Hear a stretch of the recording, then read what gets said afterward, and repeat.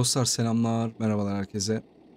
Twitch yayınlarımızdan bizi takip eden arkadaşlarımızın ısrarlı isteği üzerine bilgimiz yettiğince ayrıntılı bir SWOT videosu çekmeye karar verdik. Bu videoda sizlere spamlar, çıkışlar, boss spamları, boss farm şekilleri, loot yerleri, BTC gibi ve birçok bilgiyi elimizden geldiğince sizlere sunmaya çalışacağız.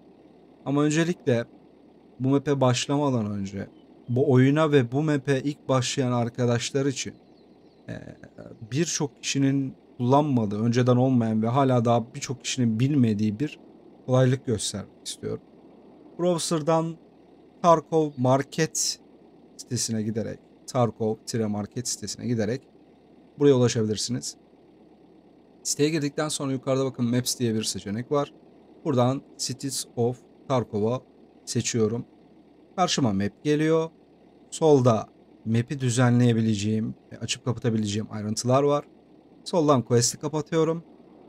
Benim karşıma SWOT'taki bütün çıkışlar şu an geldi. Map'i öğrenmenin öncelikle iki tane unsuru var. Bu iki unsuru da hani oturtursanız kafanızda daha kolay öğrenirsiniz. Bir, map'i ortadan ikiye ayıran ana bir yol olduğu. İki de map'in sağında 3 tane ve solunda 3 tane ana çıkışların olduğu. Çıkışlar sağ ve sol olmak üzere üçer üçer 6'dan daha fazla ama ana üçer tane çıkışın olduğunu bilmeniz gerekiyor. Map'in sağında Stylobate Building Elevator, Sewer River, Damage House, solunda Expo Checkpoint, Collapsed Crane, Crash Site olmak üzere üçer üçer 6 tane çıkışımız var. Şimdi daha fazla çıkışımız var ama diğer çıkışların birçoğu şartlı veya daha farklı ihtiyaçlarla çıkış sağlıyor. Onları da anlatacağız. Bu map'in size sağladığı kolaylık, bu sitenin size sağladığı kolaylık haritada nerede olduğunu bulabilmeniz, nerede olduğunuzu bulabilmeniz. Tabii bu interaktif bir şekilde değil, farklı yollarla göstereyim. Bakın şurada sağ yukarıda Where am I diye bir buton var. Bu butona bastığınızda ekrana bir işaret geldi ve size şu şekilde test file name here. Yani buraya bir dosya adı yazın diyor. Bu durumda oyuna dönüyoruz. Klavyenizden print screen tuşuyla bir SS alıyorsunuz. Bu SS'i bilgisayarınızda belgelerim klasörüne atıyor. Şöyle göstereyim. Belgeleme giriyorsunuz. Burada Escape from Tarkov klasörü, Screenshots klasörü ve buraya bir resim attı. En son çektiğim resmi sağ tıklayıp adını düzenle deyip kopyalıyorum. Kopyaladıktan sonra bunu tekrar website'e gidip yapıştırıyorum.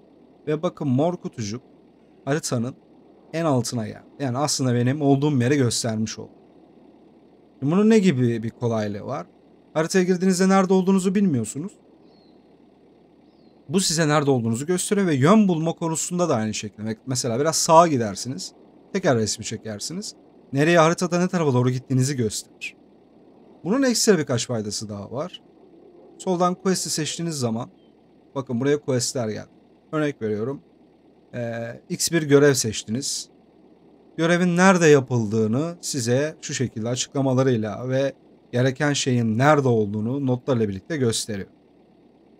Hatta bazı durumlarda ihtiyacınız olan anahtarı da gidiş yollarıyla birlikte gösterebiliyor. Sizin tek yapmanız gereken gideceğiniz yere yön olarak doğru yönü bulup bulmadığınızı kontrol etmek olacak. Map'i tanıtmaya başlayalım. Map'in alt sağ tarafından doğru ilerleyeceğim.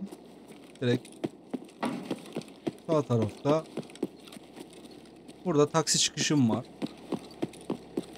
Gerekli ücreti F tuşuyla etkileşime geçip ödeyip çıkabiliyorsunuz. Sağ caddeden devam ediyorum. Yanımda gördüğüm ilk bu bina PMC spawn'ı. Burada doğduğunuz zaman, genelde içeride doğarsınız şurada.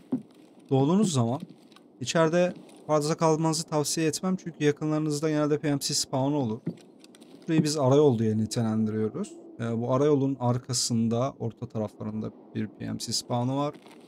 Burada courtyard tarafında bir PMC spawn'ı daha var. Oradan ya bu taraftan gelirler ya o taraftan gelirler. Yani burada çok kalmanız sizin açınızdan iyi olmaz. Buranın spawn'u çok bilindik bir spawn. Genelde sağ köşeden veya sol köşeden görülebileceği için bomba da yeme ihtimaliniz olduğu için burada çok durmanızı tavsiye etmem. Buradan çıktıktan sonra karşı eczaneye geçebilirsiniz. Ya da sağ tarafı veya solu kesebileceğiniz pozisyona geçebilirsiniz. İlk lootlayacağımız binanın adı Rhea. Rhea adını veriyoruz genelde. Çünkü içeride kilitli kapının açıldığı anahtarın adı Rhea. Anahtarın adını bu şekilde görebilirsiniz.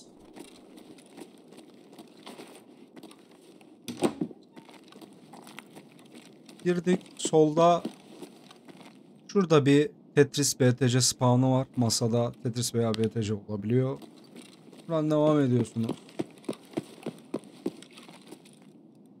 Inventörü açıyorum. R'ye anahtarını kullanıp göreceksiniz. Burada birinci değerli item spawn'ı burası. Burada BTC olabiliyor. Masada sağlı sollu klavye altında BTC GPU olabiliyor. O ne? Sessiz. GPU. Ne? Algoritmi de vereyim para ediyorsa. Ve bu gazete kağıdının altında yine değerli item spawn'ı olabiliyor. BTC vesaire. Klavye altlarına iyi bakın. Buradan benim size tavsiyem mouse'unuzu iyi gezdirin. İmleç çıktığına emin olun. Bir de bu odada şurada bir GPU spawn'ı vardı masada. Ancak ben bayağıdır buraya girmiyorum ve denk de gelmedim. Girdiğimde de bakarsınız. Yani başka bir esprisi yok. Önden girilen kapılar ve şu yandan bir girişi var. Bu iki tane giriş dışında başka girişi yok. Burada doğduğunuz zaman da yine sağ tarafa ve sol tarafa dikkat edersiniz. Devam edelim.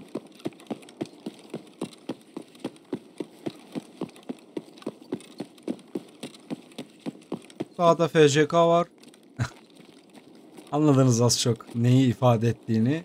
Burada çarın yemeği suyu bittiği zaman buradan bulabiliyorsunuz. Burada bir courtyard çıkışı var. Bu courtyard çıkışının açık olduğunu anlamanın yolu şu sis bombası. Sis bombası mı oluyor artık? Sis mi oluyor? Hatta artık her neyse. Eğer ki çıkış açıksa yeşil yeşil sisler çıkar. Fişek mi? İşaret fişeği mi artık? Direkt buradan çıkış atabilirsiniz. Burada değişik bir oda var. Yani içinde pek loot çıkmıyor ama bakabilirsiniz. İngilizce çeken şeyler olabilir içeride. Buranın devamında sinemanın yanında bir bina var. Burada 3 tane PC kasası var lootlayabileceğiniz. İçerisinden GPU çıkabilir. Birinci kasa, ikinci kasa.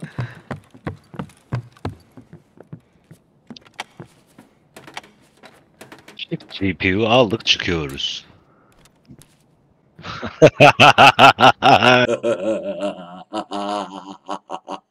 Kasa. Sonrasında yanında bir oda daha var.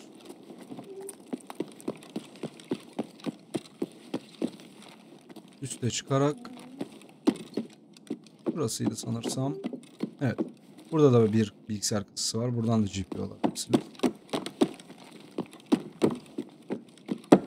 Nereden geldim? Heh. Evet. İçeride bir tane spawn var. Arada spawn var. Burada spawn olduğunuzda da az önceki yerleri kesmeniz gerekiyor. Genelde burada doğduğunuz zaman sinema altı olmaz. Ya Belugo R olur. Az önceki gösterme ya da ara yol olur. Dikkat edin.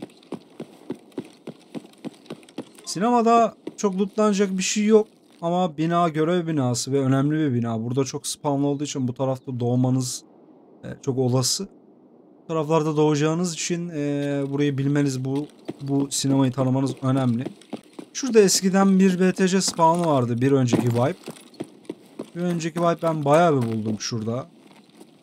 Şurada tam lazerini tuttuğum yerde ama bu wipe çıkmadı. Hiç görmedim. Yine bakarsınız. Şimdi sinemanın, şu an sinema altındayım. Sinemanın 3 tane girişi vardır arkadaşlar. Bir sağ merdiven. Orta ana merdiven. Bir de solda var. Sol merdiven. 3 tane sinemanın ana girişi var. Şuradan bakın. Bir yan kapıdan giriliyor. Sinemada unutulacak bir şey yok. Eskiden burada GPU duffle'ları vardı ancak GPU'ları dağıttılar. Şu duffle'dan GPU çıkıyordu önceden. GPU'lar artık belirli duffle'lardan çıkmıyor. Yaydılar bunları. Geçen wipe'ın ortasında gelen güncellemeyle. Artık GPU'lar yani bu duffle'dan çıkan loot'ların birçoğu artık rastgele çıkıyor. Yine de bakmak isterseniz içeride yemek ve duffle'lardan çıkabilecek itemler var. Bakabilirsiniz. Biz tam şu noktadan geldik. Sağ hizayı gösterdim. Şu an sinemadayız. Artık önümüz sinemayı geçip sağa devam edersek. Bakın burası da sinema altı. Sinema.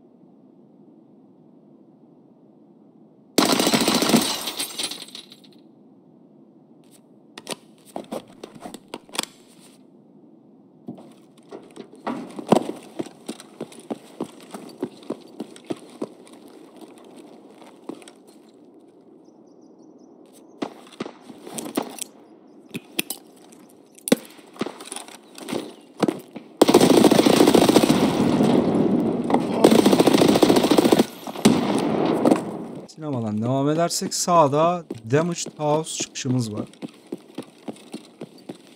Şu an çıkışa doğru gidiyorum. Burası Damaged House çıkışı. Ama çıkmadan önce şurada bir Dead Scare var. Onu göstereyim. Dead Scare var. Dead Scare'ı lootlayın. İçinden wipe başında özellikle değerli itemlar çıkabiliyor. Burada bir duffel. Ve şurada da bir duffel spawn'u var. Her zaman olmayabiliyor. Damaged House çıkışını gösteriyorum. Bakın sinemanın sol tarafından devam ediyorsunuz. Girdiğiniz an burada saymaya başlar çıkışı. Burası da Damaged House çıkışı. Dediğim gibi sinemada çok fazla lootlayacak bir şey yok. Yine de size kalmış. Bakabilirsiniz. Eskiden vardı. Eskiden burada da yine Duffel'da GPU spawn'u vardı. Buradaki şeylerden, Duffel'lardan çıkabiliyordu. Burada da artık çok lootlayacak bir şey yok. Şimdi buranın devamında sağ ana yol var. Şurası geldiğimiz yerde. Biz sağ taraftan geldik. Demiş ağzı bulduk. Artık bunun devamını göstereceğim. Önce sağ dipten gitmek istiyorum. Sonrasında sağ dibi bitirdikten sonra ortadan arkası ve en son en sağ en ileriye gideceğiz. Burası Relax. Relax anahtarıyla açılan yer. Biz buraya pavyon diyoruz. Herkesin farklı isimlendirmeleri olabilir. Bizimkiler bir tık daha farklı oluyor. Yani isimlendirmeler yanlış diyen insanlar olabilir. Kendimizce isimlendiriyoruz. Buraya girdiğiniz zaman koltuk üstlerine mutlaka bakın. Bazen görünmeyen gizli spamlar oluyor. İşte Veritas oluyor, göremiyorsunuz. Koltuğun içinde gömülü oluyor üstünde. BTC oluyor, göremiyorsunuz. Mutlaka koltuk üstlerini, koltuk içlerine mouse'unuzu gezdirin. İmlecin çıkıp çıkmadığına dikkat ederek. Mutlaka buralara bakın. Mesela örnek. Veritas. Şu şekilde. Ayrıca burada Moonshine, Whiskey, Vodka gibi mor itemler, bu streamer itemlar, o tarz itemlar çok fazla çıkar. Koltuk üstlerine ve içlerine dikkat edin. Bu şekilde gezin. Şu ceketin altına mutlaka bakın. Görünmez item ama içinde bug'lı olur. Çıkışta şu kasaya bakmayı unutmayın. Ha bir de size önemli bir trik. Buraya girdiğiniz zaman ki doğduğunuz zaman asla buraya girmeyin. Benden size tavsiye. Buralara yakın bir yerde doğarsanız, örnek veriyorum. Demirçağız'ın orada doğdunuz veya şu yan binada doğdunuz. Hemen oyun başına burayı sakın açmayın. Çünkü mutlaka diğer spamlar sizi kesecektir. Biraz sonra açmaya çalışın. 3 dakika, 5 dakika, 6 dakika sonra. Ve açarsanız da kapıyı asla kapatmayın. Sebebi ise şu. Kapı kapalı olduğunda ses vererek buraya gelmek zorunda oluyorsunuz veya ses vermeyerek her neyse. Burada vakit kaybediyorsunuz. Sizi kesen adam buraya doğru yaklaştığınızı duyarsa sizin için sıkıntı. Ama kapı açık olursa bir anda koşarak şu şekilde çıkabiliyorsunuz. Biraz daha sizin için avantaj sağlayacaktır. İçeride vakit süre kaybetmekten ziyade. Onun devamında sağda bir bina var. Burada bir destiske var. Destikeyi de lootlayın. Şurada Moonshine spawn'u var. Bilmiyorum hala burada Moonshine spawnlanıyor mu? İçeri girdiğinizde çekmeceler var. Bu çekmeceleri mutlaka lootlayın. SOT'ta yani BTC tabi GPU ve BTC spawnları tabii ki önemli ama çekmecelerden de çok değerli itemlar atabiliyor. Intelligence, Greenbet, SAS gibi itemları alabiliyorsunuz çekmecelerden. İşte Labs keycard vesaire. Giriş kartı. Çekmeceden bulabilirsiniz. Orayı lootladıktan sonra yukarı çıkarsınız. İkinci kata çıktığınızda şurada bir GPU ve yine burada bir GPU spawn var diye biliyorum. Sağda mutfakta olması lazım. Burada bir Moonshine spawn'u var masa üzerinde. Arasında 3. 4. kat. Çok pardon. 4. kata çıkıyorsunuz. 4. katta yine burada yerde BTC spawn'u var. Yine şu mutfağımsı yerde masada yine BTC spawn'u var. Bu binada bu şekilde.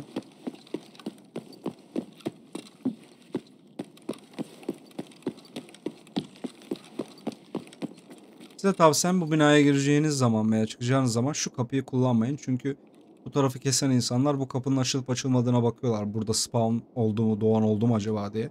Burayı kullanmanızı tavsiye ederim. Sağ ileride boş bir bina var. Burada herhangi bir spam yok. Escape çıkışı. Bu binanın, bu sağ yolun, bu binanın sonuna kadar da geldik. Şimdi tekrar başa gideceğim. Diğer tarafından göstereceğim size.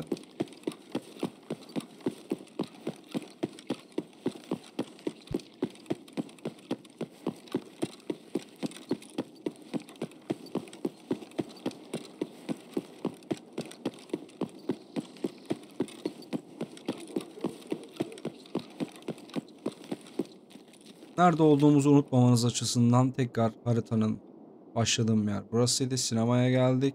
Damage House. Sonrasında Relax anahtarı ve bizim bilgisayar odaları diye adlandırdığımız bir yer var. Biz böyle diyoruz. Dediğim gibi isimlendirme konusuna çok tartışılır. Herkesin kendince bulduğu isimler var. Biz genel isimler çok kullanmıyoruz.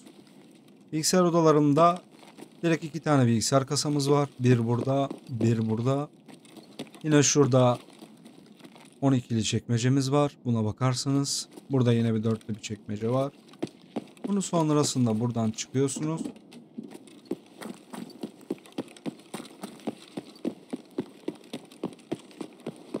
Artık Factory alanının bulunduğu yerdeyiz. Yani Factory odasının bulunduğu yerdeyiz. Buradan direkt Factory'ye çıkıyorsunuz. Geçerken dikkat edin. Burası direkt faktör anahtarıyla açılan oda. Abandoned diye geçer. Burada silahlar, özel silahlar, keykartlar, bitcoinler ve ledexler olabiliyor. Burada gizli bir spawn var. Bazen bug'lı görünmüyor. Ledex spawn'u var burada. Şurada keykart olabiliyor. Şurada ve şurada. Buna fare gezdirirsiniz. Yerde yine farenizi gezdirin. Şu üstte ve altta silah olabiliyor. 2 tane weapon box var.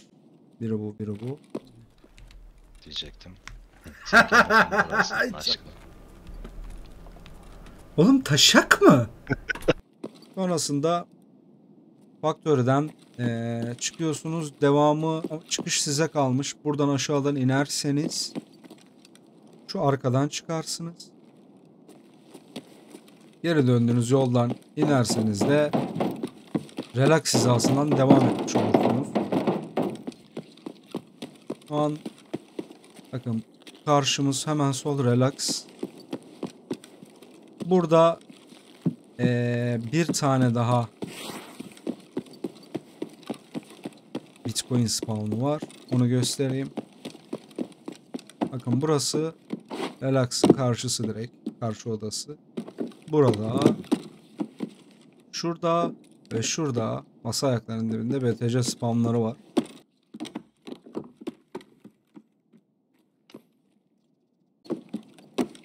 Bilginiz olsun. Aşağıda masa da vardı. O ne oldu bilmiyorum. Onu da göstereyim. Bu wipe hiç bulamadık orada.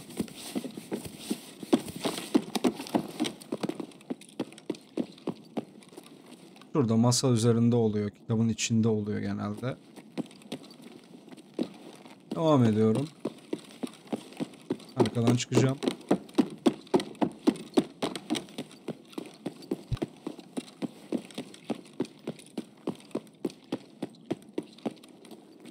O ara bina, boş bir bina. Abonların yanındaki boş bir bina. Önümüz finans. Finansın 2 tane anahtarı var. Bakın burası finans. Finansa 2 tane anahtarı var. Biri alttaki bu oda. Diğeri üstteki en köşe oda. A finansın nerede olduğunu anlamanız için şöyle bir yola da çıkalım. Bakın burası az önce Relax'ı lootlayıp açıp devam ettiğimiz yer. Şurası Sever çıkışı, Silver River çıkışı. Burası da finans.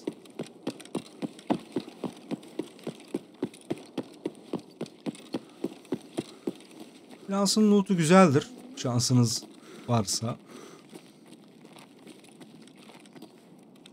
Birinci anahtar Finance S, Small Room, Small Office Key olarak geçer. Bir bilgisayar kasası, iki bilgisayar kasası, bir de şurada kasa var. Kasadan da güzel açım çıkıyor. Yine çekmece var. 4 burada, 8 burada. Şurada bir de ceket oluyor. Ceketi de tutarsınız. Bazen değerli anahtar çıkabiliyor. Üste çıkıyoruz. Üste çıkarken dikkat edin. Görev için yapmaya buraya girebiliyorlar. Dikkat edin. Şurada görev itemi var. Onu almaya geliyorlar. Burada eskiden bir BTC spawn'u vardı. Ne oldu bilmiyorum. Bayağıdır görmedim. Üstün anahtarı da Financial diye geçiyor. Açıklamaya bakarak alabilirsiniz. Şimdi lazer tuttuğum yerde yine değerli item spawnları BTC. Burası 3, 4 ve 5. 5 tane spawn var diye hatırlıyorum burada değerli item spawnları. Yere iyi bakın. Bir bilgisayar kasası, 2, 3, 4 ve 5 tane bilgisayar kasası. 5 tane GPU şansı demek. Bir tane de duffel var. Bakın itemin biri buradaymış hatta. Görmemişim.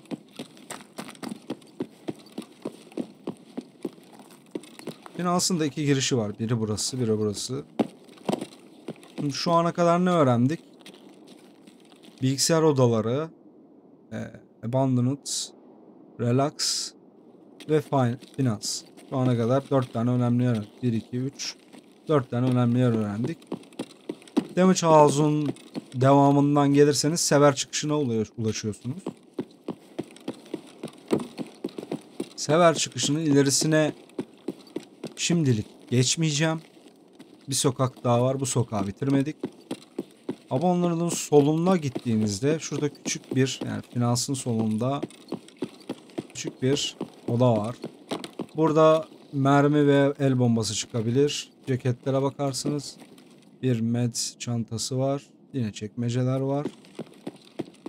Sonrasında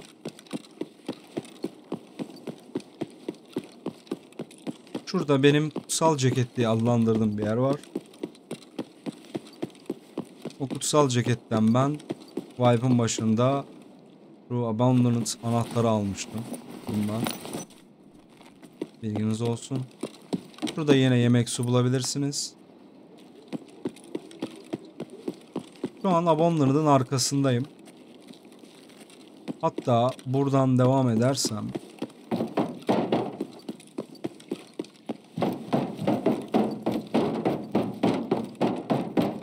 Abandoned'ın direkt üst katına çıkmış olacağım. Bakın az önce geçip kilitli açtığımız yer burası. Üst kat burası. Buradan aşağıya indiğinizde Abandoned'ın içi var. Az önce girmediğimiz yer. Sağda bu bölgenin son odası olan, biz eczane diye adlandırıyoruz. Ancak bunların hepsi bu map'te Anteka olarak geçer. Hatta bir görev vardır. O görevde Antekaları gezmenizi ister sizden. Biz buraya eczane diyoruz. Diğerlerini Anteka olarak adlandırıyoruz. Şimdi bu eczaneye de 2, 3, 4 tane giriş var. Biri ön giriş. Bakın Rea bu. Karşım direkt Rea. Şu sağ ilerisi de bizim başladığımız yer. Şimdi burada bir tane şurada çanta olur. LEDEX çıkabiliyor bu çantalardan. Medic itemları ve LEDEX çıkabiliyor. Defibrilatör de çıkıyordu sanırsam. Bir burada çanta olur. 2 burada olur. 3 burada olur. 4 burada olur. Bunların hepsinin LEDEX çıkma ihtimali var ve raflara mutlaka bakın. Enjektörler çıkabiliyor. Arkada bir çanta daha var. Şurada bir çanta daha olur. Oradan da LEDEX çıkabilir. Burada bir Dead Scav olur. Şimdi eczanenin girişi 1 burada. 2 burada. 3 burada. Bir de eczanenin girişinin yanında bir bina var. Ufak bir bina. Burası kafe diyoruz biz buraya. Kafe tarzı bir yer olduğu için biz burayı kafe diye adlandırıyoruz. Nasıl adlandırırsınız bilemem. Yani eczane önü buradayken siz buradan da girip bu tarafa doğru girip eczaneye buradan ulaşabilirsiniz. Ama burada şu karanlıkta çok pusan olur. Ben de çok öldüm bu pusanlara, dikkat edin. Yani aslında bakarsınız haritanın sağ yarısı bitti bu durumda. Eczaneyi gördük. Bir de şu iç taraf var. Şu ileride Hideout anahtarının bulunduğu bir duffel var. Bilginiz olsun. Onun dışında burada çok lootlayacak bir şey yok. Geri gidiyorum. Sağ hiza bittiği için. Tekrar hatırlatarak gideceğim. Burası kutsal ceketin solu. Burası Abandoned. Abandoned'ı yani evet biraz büyük görünüyor ama arkadan girişi var üstten. Biz ilk başta buradan girdik, bilgisayar odalarından. Üstlere dikkat edin. Üstlerden kesen olur. Altta oturan olur. Buralara dikkat edin. Şurası zaten sinema altı gelişi. Burası bilgisayar odaları. Burası Abandoned'da bizim ilk girdiğimiz yer. Tekrar devam ediyorum.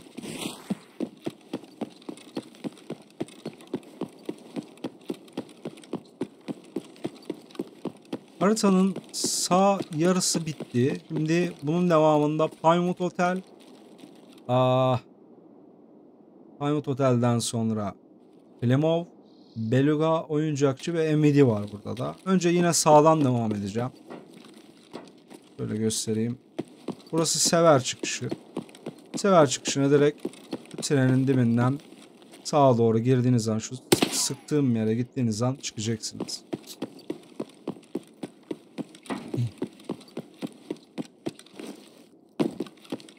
Burası Emidi. Emidi Konontay boss spawn'u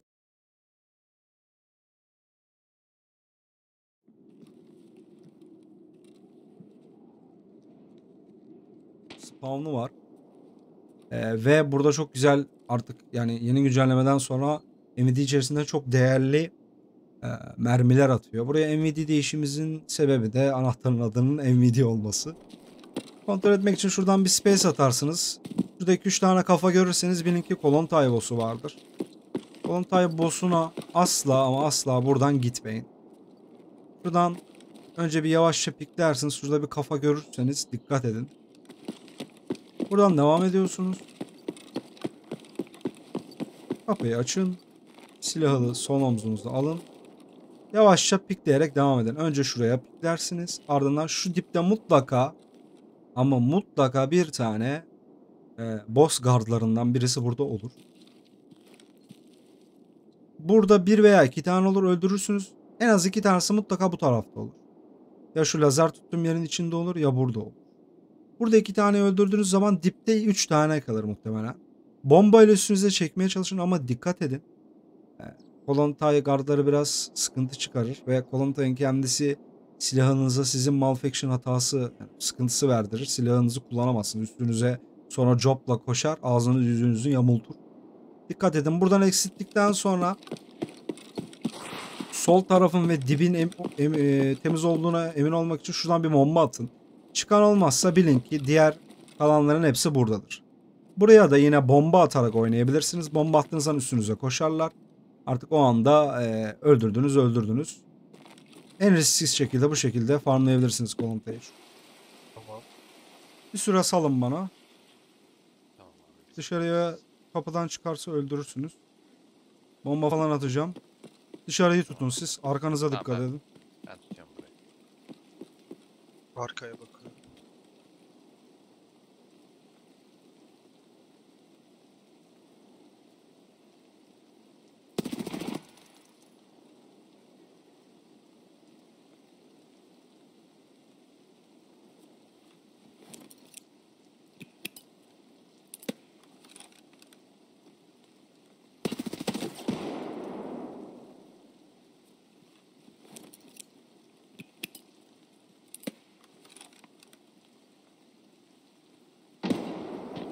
Geç artık. Sis var ya. Sis var ya, çok büyük sıkıntı.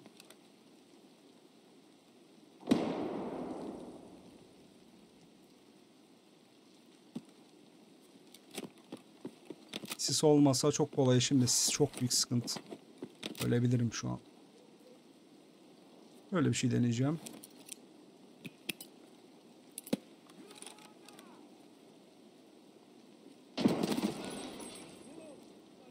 Güzel. Geliyor musun?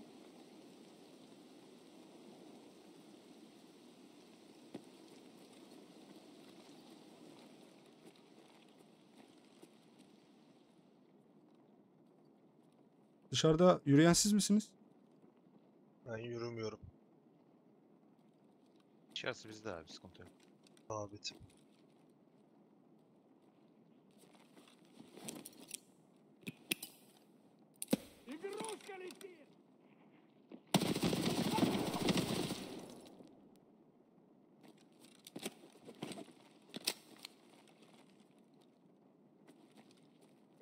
Bir, iki. Bir tane kalmış olması lazım bombaya uçmadıysa. Don't fuck with me! Don't you fuck with Yok abi me! bir tane daha. Ben konuşuyorum şu Piece an. of shit, you piece of Erdem abi shit! bağırıyor. Gelsin diye. Arkanızdan skev Gel, gel, geliyor gel. dışarıdan. Evet arkamızdan siker geliyor. Öldü. Tamam, bombayı uçmuş. Gelebilirsiniz. Şurada mermiler olur. Şurada el bombası ve mermi spawnlı şu kutuların içerisinde. Yine şuradan Ledix çıkabilir. Şurada bir duffel daha var. Yine met çantası Ledix çıkabilir.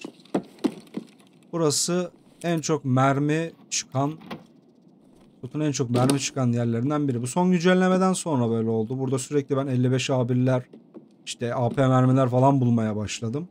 Bilginiz olsun. Ve burada da birden fazla BTC spawn'u var.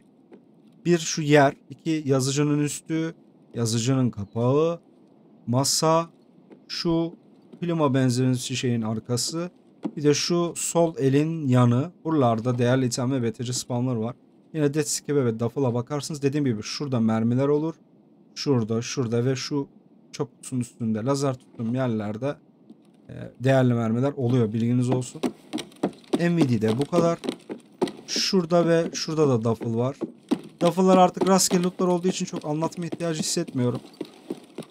Bu arada bir bilgi vereyim. Kolontay'ın silahı durability'si %100 olur. Yani temiz olur silahı. Alıp kullanabilirsiniz sonraki raidlerde. Şurada yine bir bomba kutusu ve mermiler olabiliyor. Bilginiz olsun.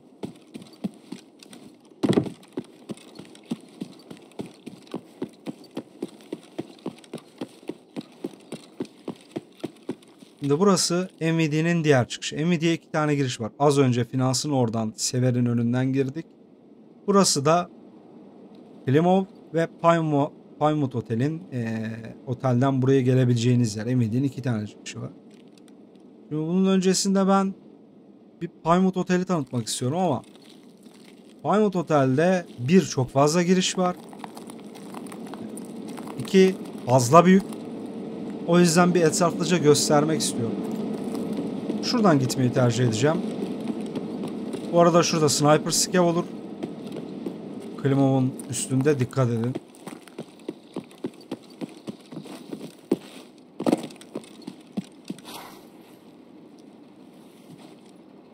Burası Pinewood Otel'in arkası. Arka girişi.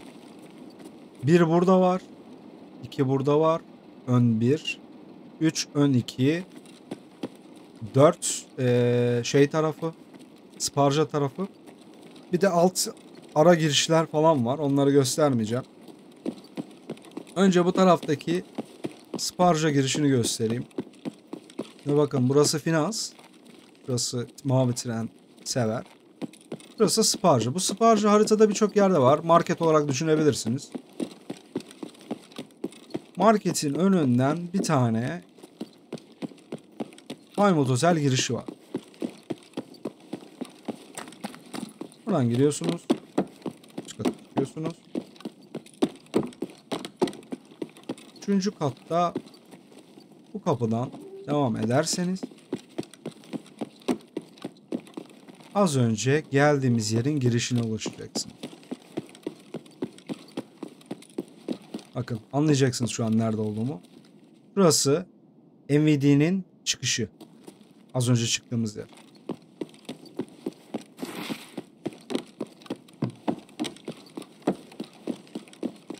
Bakın.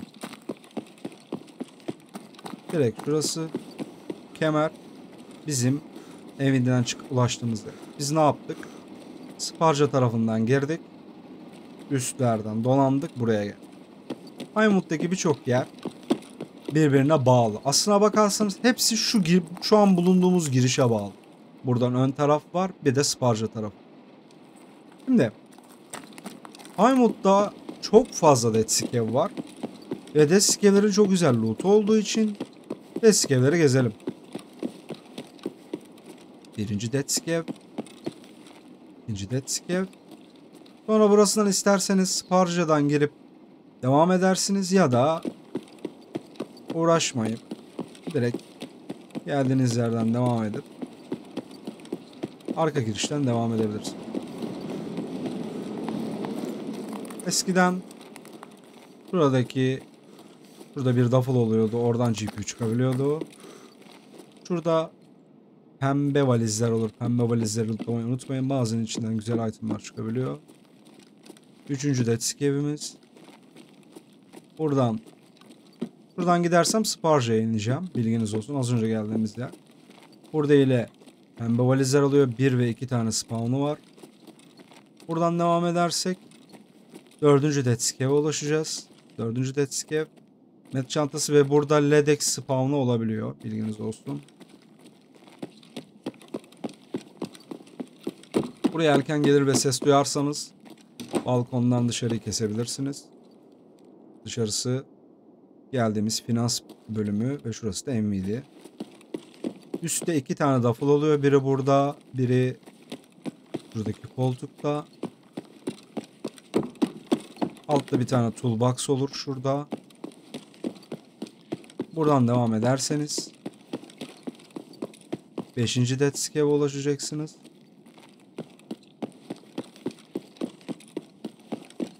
Şu an Pinewood'un 3. katındayım. Boş oda. Devam ediyorum. 3. katından. Buradan geçerken dikkat edin. Kolontai boss'lu bazen burada spawn oluyor.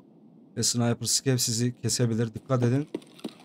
Buradan 2. kata iniyorsunuz direkt. 6. Dead Scav spawn'ı. Bakın buralara dikkat edin. Şurada çok kusan olur ve şurada bosslar ve sniper scav olabiliyor. 2. kattan devam ederseniz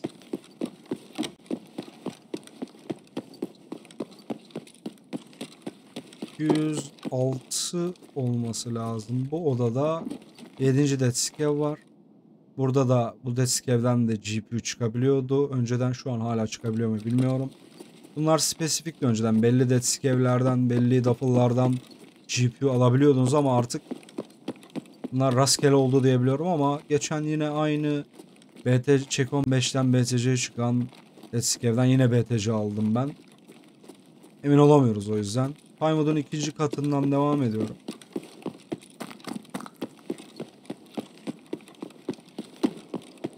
Aşağıda Pinewood'un ön girişi. Burada BTC spawn'u var. Tam şurada oluyor. Bazen şuralarda kenarda köşede de olabilir. Dikkat edin. Bakın burası Pinewood'un ön caddesi. Burası MID'den çıktık ya. O buranın devamı. Burası Pinewood'un önü. Burada bir giriş var. Pinewood'un bu sol dibinde MID hizasında da bir giriş var. Biz ne yaptık? Arkadan girdik. İnsanlar burayı çok karıştırıyor ama karıştıracak bir şey yok. Bakın ikinci kat. Devam ediyorum.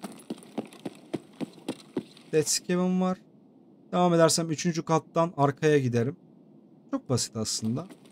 Ama tabii map büyük olduğu için ve binalar birbirine benzediği için alışmanız zaman alacak.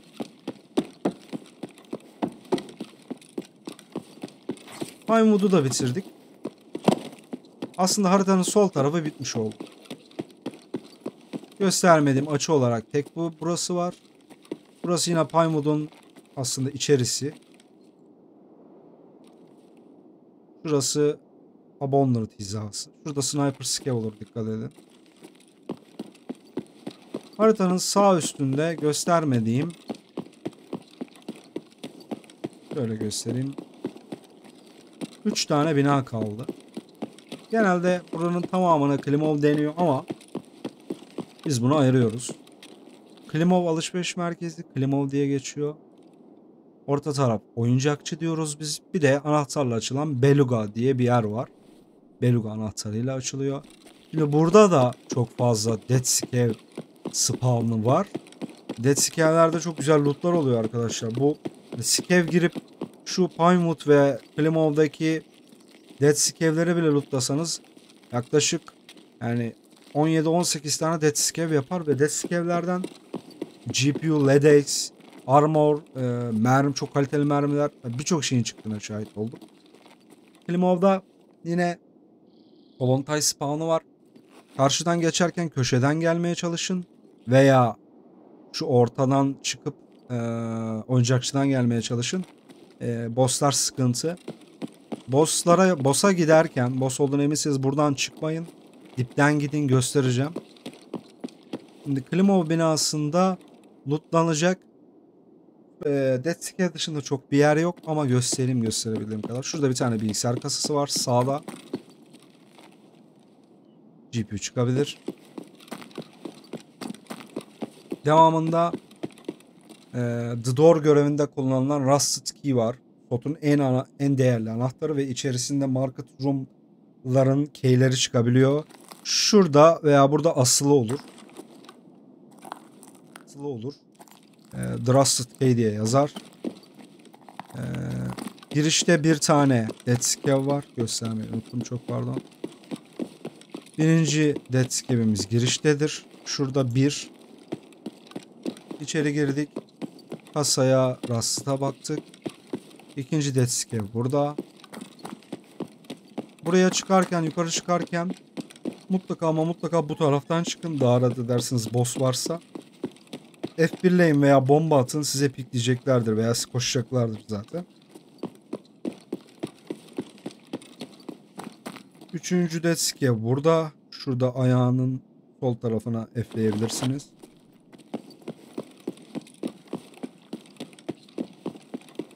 Artık Klimov bitti. Klimov'un içinden sola oyuncakçıya geçebiliyoruz buradan. Buranın üst katı var. Üst katında da makinalı var. Haberiniz olsun. Burada bir toolbox var. Aşağı iniyorsunuz. Bağlantıda. Kaç oldu? 4 mü oldu? Karıştırabiliyorum. 4 oldu muhtemelen. 4. Deathscav.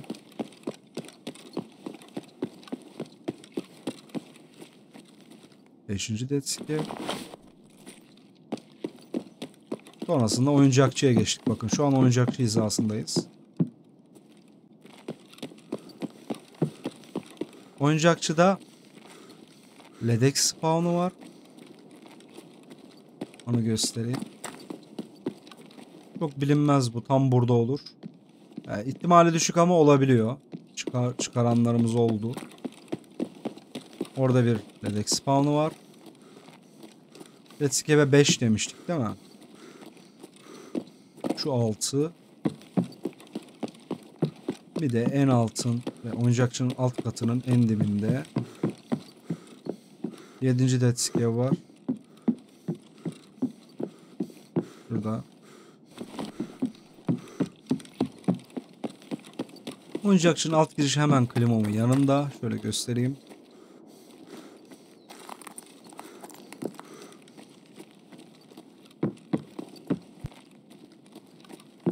Tekrar yukarı çıkıyorum. Şimdi buradan Belugo'ya geçeceğiz. Belugo'nun 2 girişi var. Biri az önce buradan gelmiştik. Belugo'nun bir girişi sağdan. Burada bir kapı var.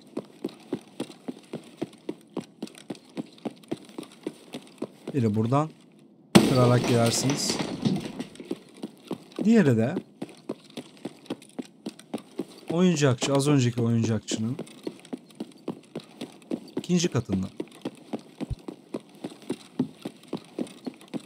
Oradaki camı kırıp buraya geçebiliriz. Şimdi bu bağlantısı da Belugo'da bu koltukların arasında, üstünde gezinin. Burada BTC oluyor, diğer değerli itemler olabiliyor. Bilginiz olsun. Şu an Belugo'dayım. Burası Stilo Elevator çıkışı. Az önce kırdığım kapı burada. Bakın. Buranın 3. katından direkt çıkışa gidebiliyorsunuz. Burası oyuncakçı, Klimov'dan oyuncakçı ve oradan sağa geliş. Burada Let's Go kaç olmuş? 7 mi? 8. Dead Scare. Başka hatırladığım Dead Scare'de yoktu ya. Var mıydı acaba? Kesin altta bir tane daha var. 9.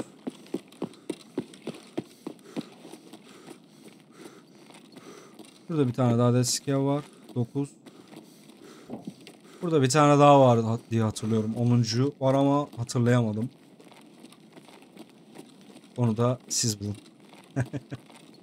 Şimdi Belugo'nun 3. katına çıktık. Burada Belugo ile açılan yer var.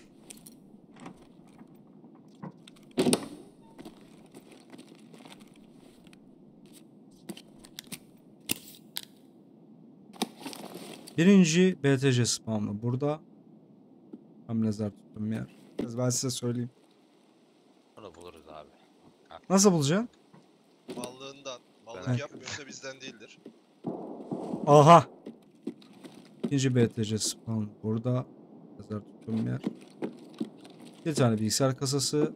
8 tane çekmece var ama şurada sniper scav var. Lütfen dikkat edin. Burayı lootlarken oradaki sniper scav veya şurada bulunabilen scav'ler size sıkabilir. Burayı lootlarken dikkat edin. Arkanızı sağlam alın. Yine şurada para spawn'ı, değerli item spawn'ı var. Masa üstlerine mutlaka gezdirin mouse. Burada değerli itemler olabiliyor. Şurada değerli anahtar çıkabiliyor.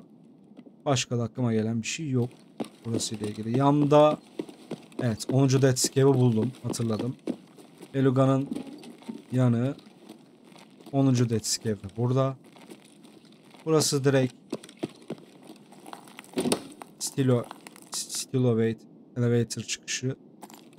Burada yemek su olabilir masalarda. Başka da burası ile ilgili aklıma gelen bir şey yok. Bir taktik vereyim. Burayı asla buradan açmayın. Çünkü siz burayı tutarken dışarıdan biri gelebilir. Burayı her zaman buradan açın. Yine buradan çıkın, kapıyı kapatın. Çünkü genelde insanlar buradan açar. Siz içeride olduğunuzda kilitli olduğunu düşünüp kimse yok zannedip açabilirler.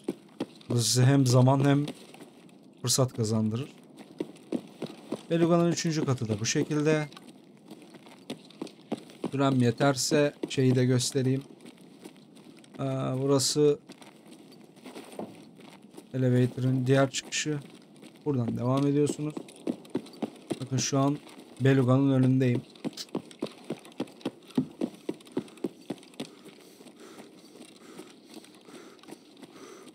Burası az önce geldiğimiz yer. Klimov, oyuncakçı, Beluga, Fine.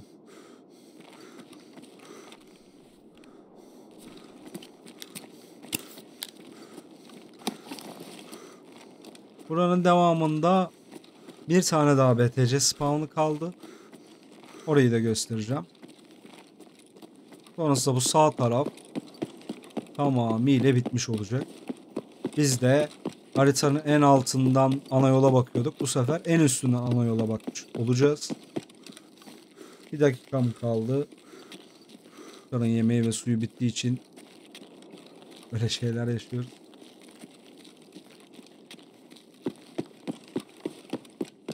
Buradan yukarı çıkıyorsunuz.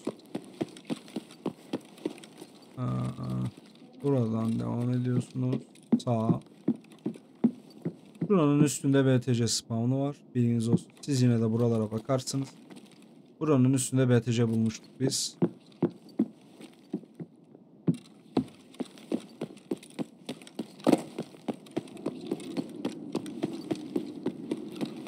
Son olarak sağ tarafın, haritanın sağ tarafının en son binası.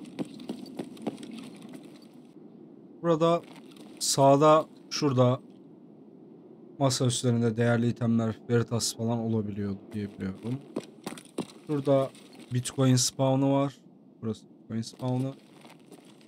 Masanın şu ucunda da değerli item spawn'u var yine. Sonrasında bu masada Bitcoin spawn'u var diyorum.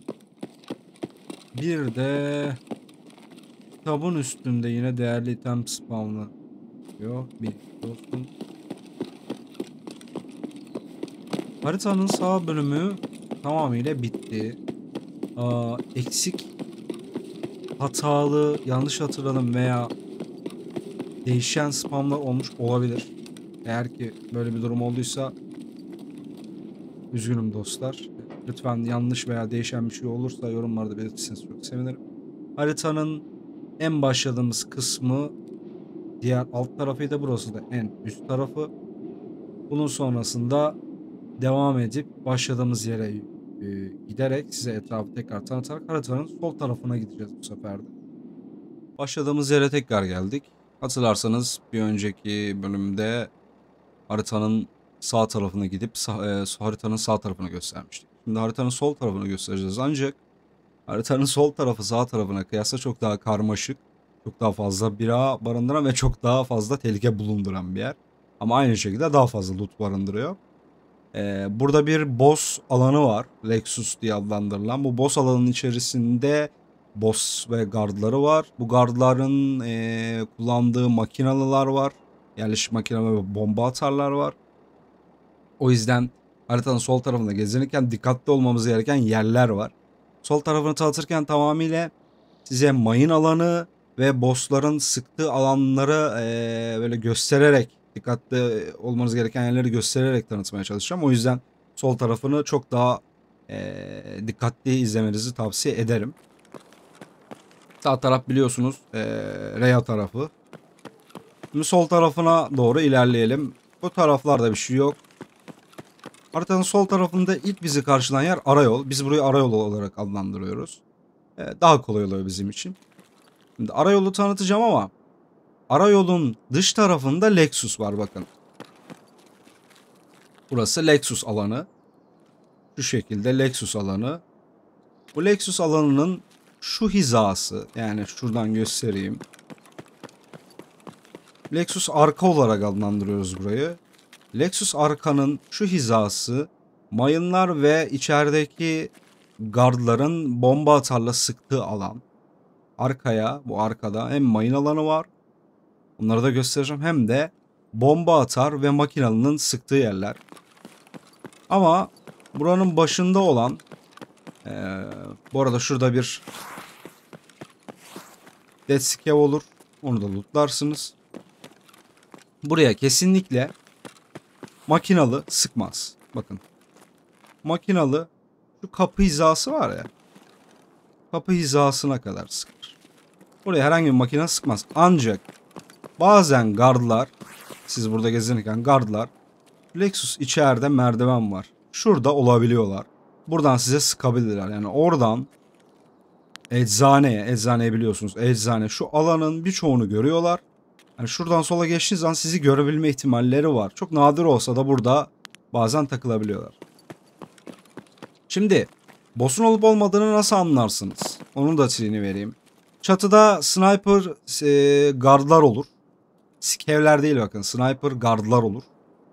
Onlara dikkat etmeniz lazım. Ayrıca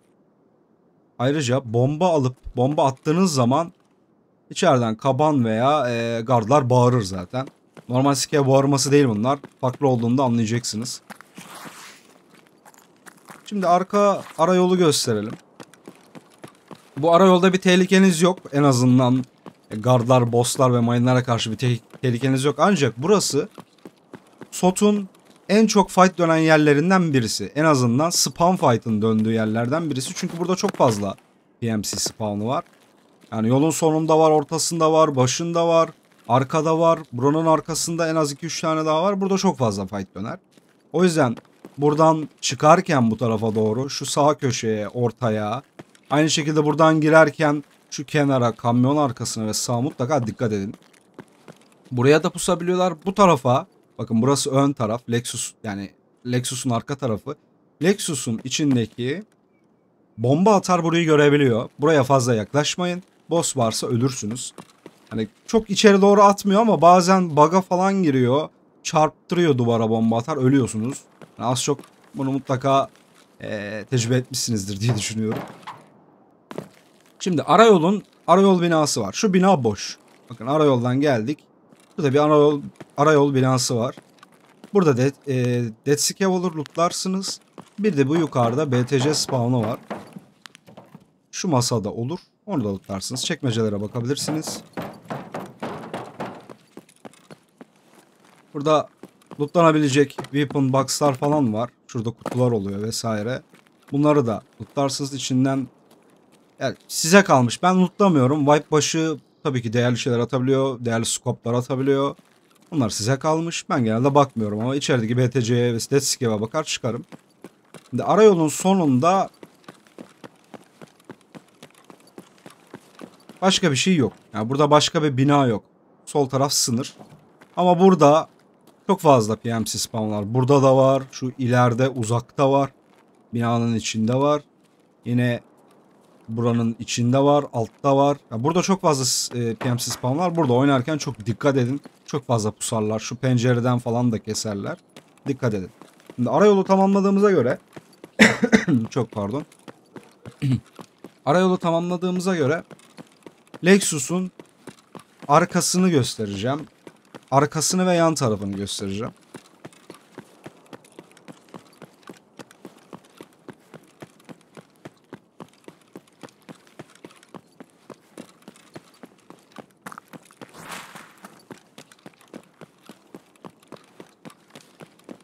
Şimdi Lexus'a totalde 3 tane giriş var. 1 arka giriş, 2 aspect anahtarlı giriş, 3 ön giriş. Şimdi arka girişte önce mayınlananları göstereyim size. Bakın boss olmadığı durumda bile mayın olabiliyor burada. Yani oluyor hatta. Boss olmadığında bile sizin burada dikkatli olmanız gerekiyor. Şimdi mayınlı alanlar şöyle göstereyim. Lexus'un önünden başlayacağım. Şuraya kadar mayın yok bakın. Buralar güvenli. Şu çimli yer hizasına girmeyin. Şimdi şurada bir tane mayın var. Arabanın arkasındaki ağaçta ve şuraya kadar görebiliyor. Tam şu hizaya kadar görebiliyor. O yüzden şuraya kadar safety olacaksınız. Buraya kadar görebiliyor ve mayına uçarsınız. Şu gördüğünüz çizgi var ya bakın, kaldırım çizgisi. Bu çizgide kesinlikle mayın yok. Rahat rahat buralarda koşabilirsiniz. Ancak şu yolun ortasında 2 tane mayın var. Riskli olan. Bakın çim bölgesi kesinlikle mayınlı. Çim bölgesinin dibindeki kaldırım da mayınlı. Ama şu ana yolda İki tane mayın var. Biri şu ağaç arkasında arabanın önüne kadar görüyor. Diğeri direkten yolun ortasına kadar gidiyor. Tam şu çizgi. Yani siz şuraya kadar çok rahat gelebiliyorsunuz. Daha fazla ilerlemenizi tavsiye etmem. Yani benim burada size tavsiyem şu çizgiden kaldırım hizası ve Lexus'un arabanın ön kısmının hizası. Yani arabanın önüne de çok yaklaşmayın. Bazen bug'a giriyor. Tekrar çiziyorum safe alanı. Şöyle göstereyim. Şuradan yolun sonuna, kaldırımdan sonuna, arabanın ön hizasından Lexus girişine kadar riskli alan olarak düşünebilirsiniz. Ama buralarda şu çizgiyi de geçmeyin. Şu tarafta da mayın var. Riskli alanı çiziyorum. Tekrar genişlettim. Bakın. Şu kenardan yürüyebiliyorsunuz ama şu alana girmeyin. Bu alanı boş verin o yüzden. Yani bu tarafı çok bilmenize gerek yok. Buradan gitmenizi gerektirecek bir durum da yok. Şöyle çiziyorum riskli alanı. Lexus'un girişine kadar. Bu tarafların hizasına geçmeyin. Bakın yol kesinlikle güvenlidir. Buradan sonra devam edebilirim. Şimdi bomba atar nereyi görüyor derseniz de bakın bomba atarın yerini size göstereyim önce bir. Bomba atar burada bakın. Bomba atar genelde şu ara yola bakar her zaman. Her zaman buraya bakar. O yüzden bomba atar varken buralara geçmeniz sizin için büyük risk. Buralarda oynamayın boss varken. Bakın şu çimi geçtiğiniz zaman safe. Buradan devam edebilirsiniz. Şu çim kaldırım hizası var ya şu hiza. Bu hizayı geçtiğin an safe. Burada devam edebilirsiniz ama buraya girmeyin. Köşeden gidebilirsiniz ama unutursunuz, ortadan gidersiniz, mayını ölürsünüz. Buralar hep safe. Burada bir mayın riski yok. Ama bomba atar, oradaki bomba atar arkadaş. Buralara bomba atar, sıkabiliyor. Tank hizası olduğunuz için şu arabanın dibi de safe oluyor genelde ama bazen ölebiliyorsunuz. O yüzden şu binanın, şu araba hizasını geçmemeye özen gösterin. Bilginiz olsun. Mayınlı alanı da gösterdik. Bomba atarın nereyi gördüğünü de gösterdik. Şimdi bir de Lexus'a boss varken arkadan girişi gösterelim.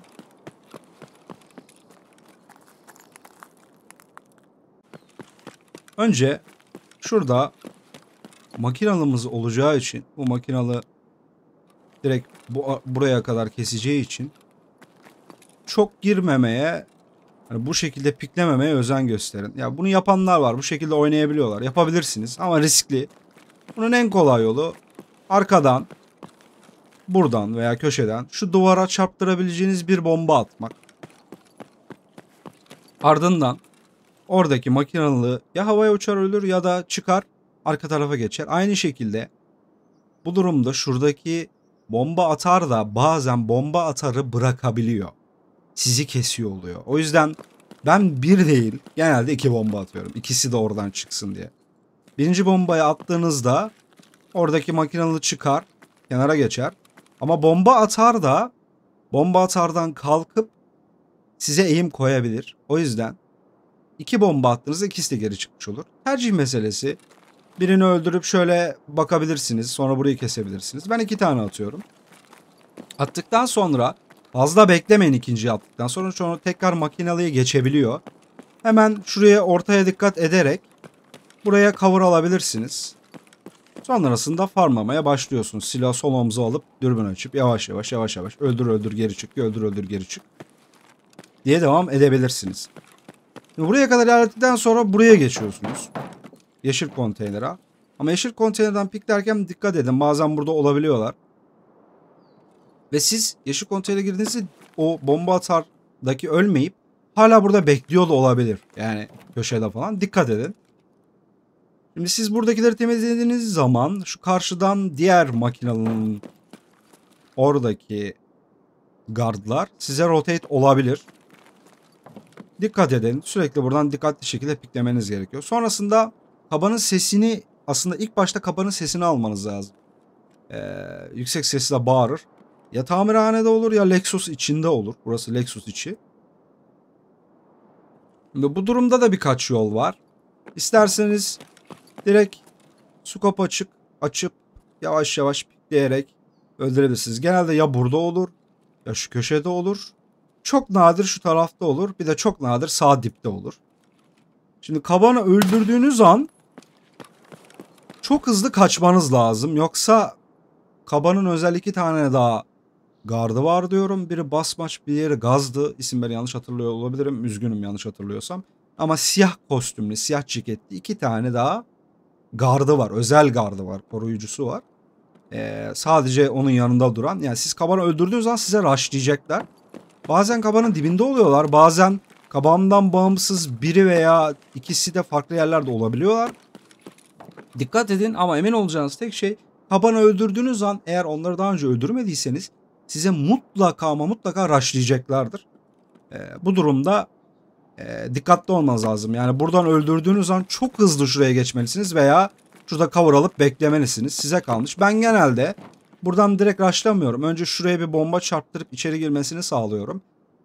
Gardı, yancısı veya kaban ölsün diye. Duruma göre ilerleyip öldürüp çok hızlı şekilde kaçıp içeri giriyorum. Bazen bomba da atabiliyorlar. Bu riskli bir hareket. Size kalmış ama bu yeşil konteyner durduğunuz her sürede mutlaka sağ solu çekleyin.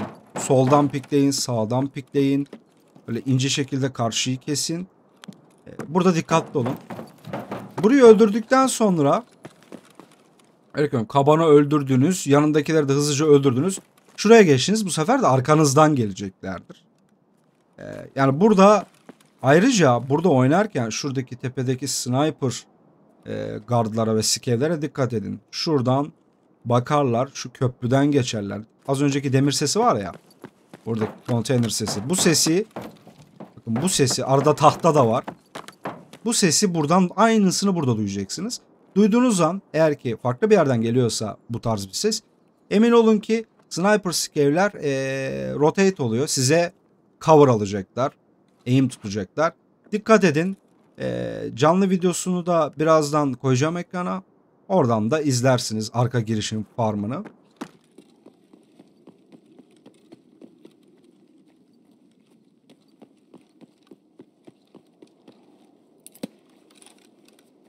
Kaban hazır olunca söyle, ben eyvallah olacağım. Baktı yine adam. Girdim. Okey, alacağım şimdi de adam beni kesiyor. Ben temizliğe dur da kabanı. Konteynerdayım.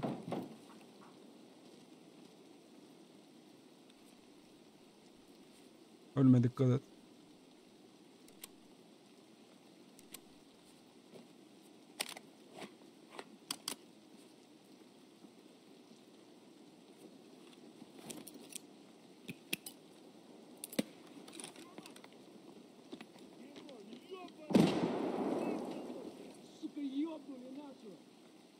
Oo.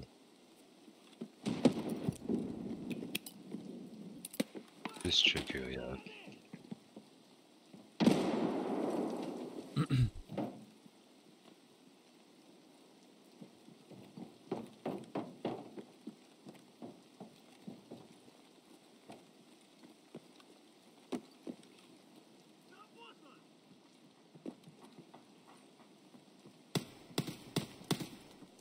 На, блядь, жри, сука!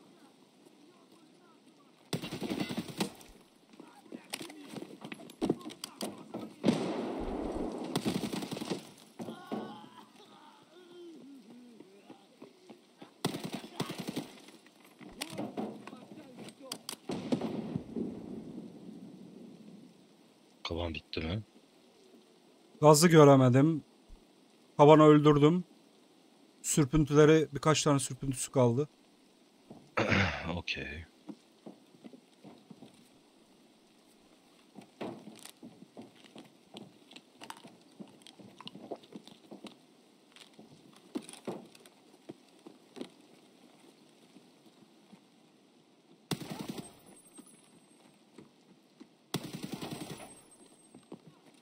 Sinemada adam. Temizledim burayı. Okey. Sinemada adam var. Görelim. Burası arka girişti. Şimdi geçelim aspect girişine.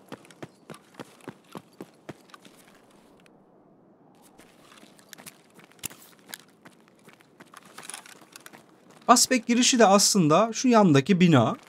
Aspect anahtarıyla giriyorsunuz. Bu taraflarda mayın yok bu arada arkadaşlar. Buralarda kesinlikle mayın yok. Rahat rahat girebilirsiniz. Aspect'in içinde de mayın yok.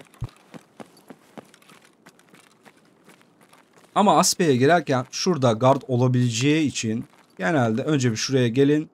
Şuradan pikleyin. Sıkarsa da şöyle köşeye atlayabilirsiniz. Köşede oynayabilirsiniz. Bir süre burada bekleyin, ardından geçin kapıya. Burası Aspect anahtarıyla açılıyor. Pahalıdır. Kabandan çıkar. 150k tek kullanımlık. İçeride medic itemları oluyor. Şu raflarda enjektör oluyor. Yerde yine enjektör oluyor. Painkiller, Golden Star vesaire. Kasa üstü şu tez raflar ve yine burada şu çekmece üstü ve raflarda BTC spamları olabiliyor. Bilginiz olsun. Şimdi Aspect 2 katlı bir bina. Burada yine Medbox oluyor burada. Duffel'lar, çekmeceler var. Burası med odası zaten gösterdim.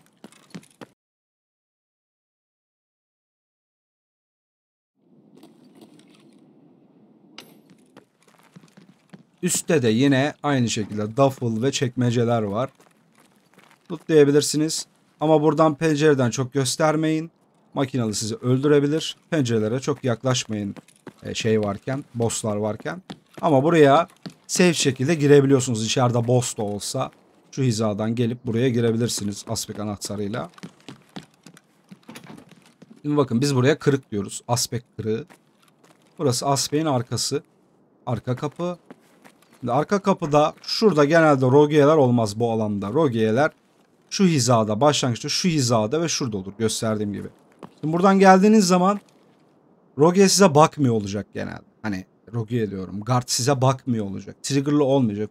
Bu durumda rahatsınız. Tabi buradan gelip de bomba falan atarsanız bu tarafa triggerlanır, arkadan bomba atarsınız. O yüzden bu aspekte işte bomba falan atmayın. Açın skopu, yaklaştırın. Yavaş yavaş pikleyin. Sonra kafasını göreceksiniz, öldürün direkt. Öldürdükten sonra şu makinalısını bırakır.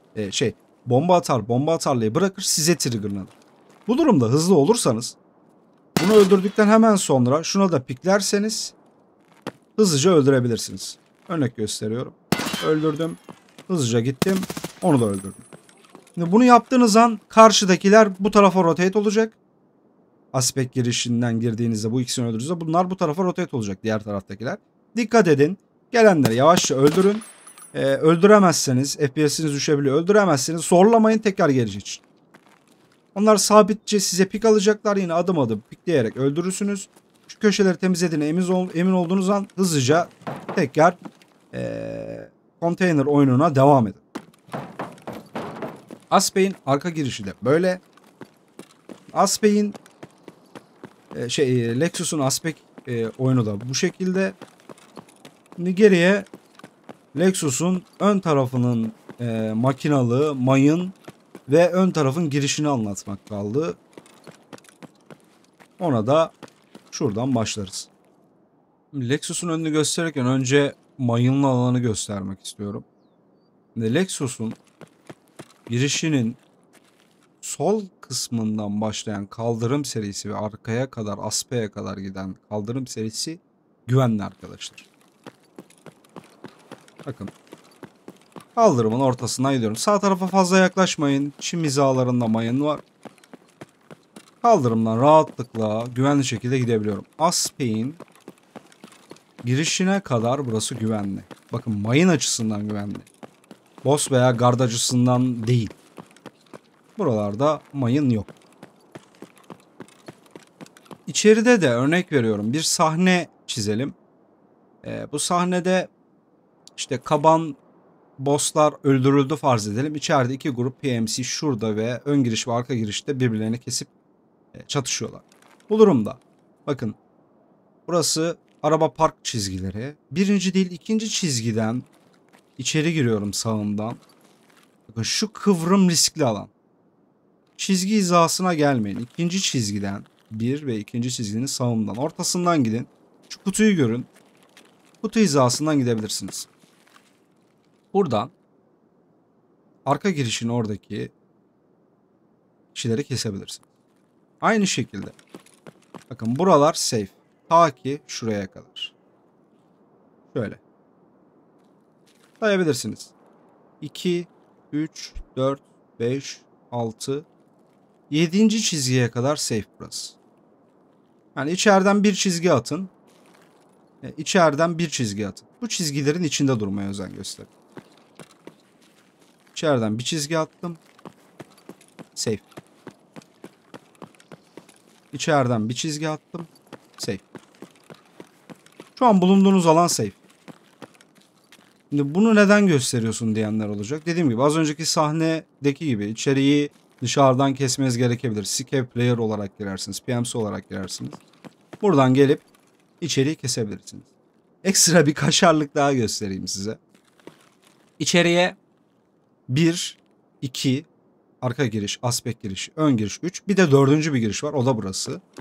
Buradan direkt atlayarak şuraya vault yapmanız gerekiyor. Umarım yapabilirim. Yapamadım. Heh, yap. Sonra buradan eğilerek geçebiliyoruz. Şu an Lexus içinde. Lexus içindeki mayınlı bölgede bakın burada da mayın var. Ama sadece şu siyahla beyazı ayıran çizgiden ileriye geçmek. Bu çizgiden ilerisi mayın. Bakın buralar safe'tir. Aynı zamanda dışarıya da çıkabiliyorsunuz buradan. Ama dışarı çıkmak biraz meşakkatli. Göstermeye çalışacağım. Umarım yapabilirim. Biraz meşakkatli. Belki başa kısa yolunu bilen arkadaşlar vardır. Biliyorlarsa lütfen yazsınlar veya video atsınlar. Bildiğim kadarını göstereceğim. Örnek veriyorum, bu senaryoda da içeridesiniz. Kabanı lootladınız. Önde ve arkada iki ayrı grup sizi kesiyor veya dışarı çıkmanızı bekliyor. Siz bu durumda hani risk almamak için tabii yine atlama zıplama sesleri duyacaklardır ama buradan da arkaya çıkabiliyorsunuz. Biraz meşakkatli, umarım yapabilirim.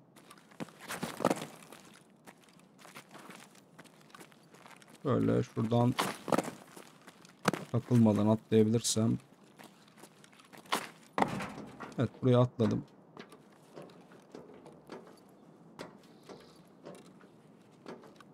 Atladıktan sonra şu hizaya gelip buradan devam ediyorsun. Bu kadar. Nereye geldim? İlk çizgiyle ilk çizgi, buradan bir çizgi attım. Şu hizaya geldim. Az önceki yer. Buradan sakın sağ tarafa gitmeyin. Şurada bir mayın var, şuraya kadar görüyor. Riskli. Ön girişi ve yanındaki mayınları gösterdik. Tekrar ön girişe geçiyorum. Ön girişin orada bir tane daha bomba atar var bakın. Bir makinalı ve bir bomba atar var. Arka girişteki gibi bir makinalı bir bomba atar. Arka girişteki bomba atar ara yolun Lexus sırtını görüyordu. Buradaki bomba atar da hatırlarsınız biz eczanenin arkası vardı. Bonlanıt'tan çıktığımız yer. Şurası Sparja'nın önü. Sparja'nın önünden Pinewood'a girip rotate atabiliyorduk. Burası da Sniper Scaveald. Bu Sniper Scaveald'ı biraz riskli arkadaşlar. Oradaki bomba atar buraları görüyor. Bakın şu çizgiye kadar görebiliyor. Çizgi çekiyorum. Şöyle görebiliyor. Hatta buradan şu araya kadar görebiliyor diye hatırlıyorum. Buradan yani bayağı uzundur oyunu oynayanlar buradan direkt bomba atarı kesebiliyorlar. Buradan görüşünüz var. Ama riskli mi? Riskli. Çok kısa bir süreniz var. O yüzden buradan Lexus önüne gideceğiniz zaman bakın bu yolu hatırladınız.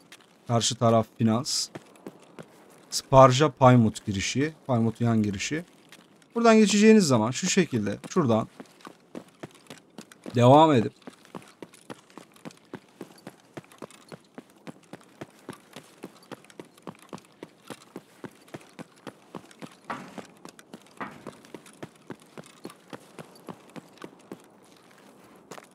bağlantıdan Çek 15'e geçebilirsiniz. Açtım. Bir kapı daha açtım. Önüm tarbank. Bu kapıdan değil. Bu oraya fazla yaklaşmayın, makinalı görüyor. Bakın burası Çek 15 binası. Buradan içerinin temiz olup olmadığına emin olun. Önce solu, sonra şu karşıyı kesin. Buradan direkt Lexus'un ön tarafına geldim. Burada takılırken dikkat edin, şurada scav sniper'lar sizi kesebilir.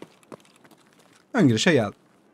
Aradan girmemeye özen gösterin. Bomba atar riskine girmek istemiyorsanız gösterdiğim gibi oradan bağlantıdan Çek 15 binasının önünden buraya gelebiliyorsunuz. İçeriye girişi anlatayım. İçeriye giriş yine aslında bombayla. Bombayı alıyorsunuz. Yaklaşıyorsunuz. Atıyorsunuz. Bir şey göstermedim. Çok pardon arkadaşlar. Sağ tarafın mayınını göstermedim. Şimdi sağ tarafın mayını bakın. Şu çizgi var ya. Şuradan, şunun ayağından bir çizgi çekin. Şu şekilde. Riskli. Aslında şuraya gelseniz de uçmazsınız ama şurada bir mayın var şu köşede. Bu tarafa doğru bakan. Bu mayın bazen öldürebiliyor. Çok yani nadir olsa da şuradan geçerken ölebiliyorsunuz. Normalde hani şuradan dahi şöyle şu şekilde girebilirsiniz. Ama bunun üstünden geçmeyin. Yan hizasında durun. Bakın şöyle bir açı çizin kendinize. Burada herhangi bir risk yok. Tabii şunun arkasına geçmeyin. Çimler mayınlı. Burada oynayabilirsiniz. Bombayı buradan atarsınız ama makinalı bug'a falan girer bazen. Şu demirin arkasında falan öldürür. Ölenler var, yaşayanlar var. Girmeyin o topa. O yüzden buraya kadar bombayın pimini çekip buradan bombayı şu çapraza doğru. Şuralardan geçiyor mermi de, bomba da geçer. Perde gibi bir şey bu. Buradan atabilirsiniz. Attıktan sonra direkt ilk yapacağınız şey sol konteyner girmek ve aim açmak. Bu durumda arkadakiler rotate olur. Bazen sağdan çıkar. Bazen buradan çıkar. Burada oynayacağınız oyun tamamıyla pikleyerek öldürmek. Hızlı pikle öldür. Makinalıya geçerse makinalıyı çok hızlı almanız lazım. Yani geçme fırsatı vermemeniz gerekiyor. Ama ses kasarak şu köşeden de bazen pikleyebiliyorlar. Dikkat etmeniz gerekiyor. Ayrıca burada dururken şuradan fazla göstermeyin. Tarbankın üstüne geçip pusan kansız PMC çok fazla var. Oradan sizi keserler. Buradan fazla göstermeyin veya tarbank altından, az önceki yerin altından buradan kesebilirler. Buranın üst katı var, üst katından da kesiyor. Onların hepsini göstereceğim size. Buradan oynadıktan sonra şurada bir tane bomba atarlı arkadaş genelde hala burada olur veya bomba attığınızda buradan bu tarafa rotate olur. Siz içeri makinalıyı öldürüp bomba attınız ya. Bomba attığınız an güzel atıyorsanız şuraya, tam burada patlıyorsa burada kesinlikle kimse kalmaz. Hızlıca buraya geçin. Bu oyunu yaptıktan sonra sol diptekini bitirin. Eğer hala orada duruyorsa hızlıca bitirmeniz lazım. Aim koyar size. Sonra adım adım kontrol ediyorsunuz sol köşeyi. Silahı sol omuza alarak adım adım pikliyorsunuz. Kabanı biliyorsunuz, arka girişini gösterdim. Kaban ya burada olur ya solda olur ya genelde ya burada olur ya sağda oluyor. İki yeri var. Eğer ki tamirhanedeyse burası temizse size buradan sürekli gelmeye başlarlar. Şuradaki bomba atar gelebilir. O taraftakiler gelir. Buraları temizledikten sonra konteyner giriyorsunuz. Ama konteyner çok riskli arkadaşlar. Aradan şöyle yavaşça bakarsınız. Bir durduğunuz yerde ikinci kez durmayın. Biraz sıkıntı. Kabanın biliyorsunuz silahı duvarları delebiliyor. Ölebilirsiniz. Bu şekilde yavaş yavaş piklersiniz. Şurada olabiliyor kaban. Sağ dipte olabiliyor. Sol dipte olabiliyor. Yani göremiyorsanız bomba atın. Bomba attığınızda gardlar size rushlar veya kaban öldürürseniz direkt gardlar size rushlar. Bu durumda ya geri kaçın ya da ben geldiği yere kaçmıyorum. Piklemeye devam ediyorum. Çünkü gardlar size geleceği zaman koşar, durur ve öyle sıkar. Eğilir ve öyle sıkar. Koşar, eğilir ve öyle sıkar. Burada bir süreniz var. Dediğim gibi yani yapılacak şey belli. Ama nasıl yapacağını size kalmış. Ben yine örnek videosunu ekliyor olacağım. Bakarsınız.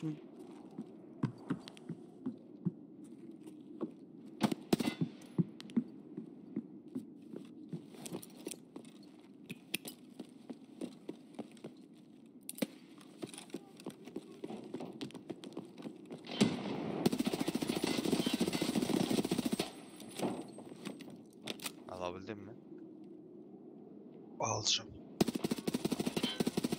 Bir tanesi var.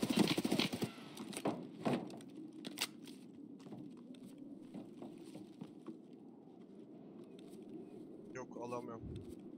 Ha, el bombalarını atarsam alabilirim ama. At. At bana el bombalarını. Attım. Alabildim. Diğerlerini Bak gel. alamam. Yerde sulu var. Tamam ben alayım. En son o çantayı sana atacağım zaten. İstediğin her şeyi alırsın. Tamam. Buraya metrus falan attım. Met olsa gerek.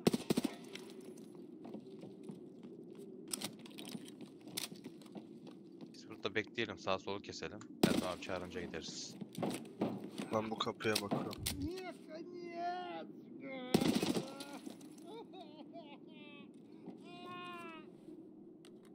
Hmm.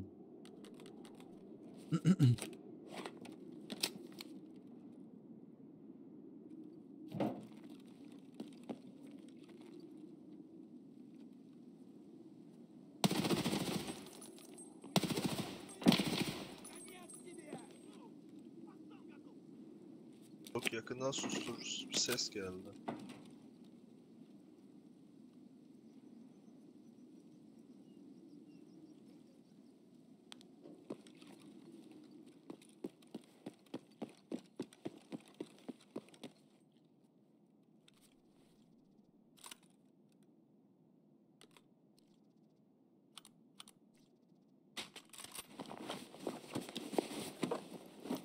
Yürüyen sen misin?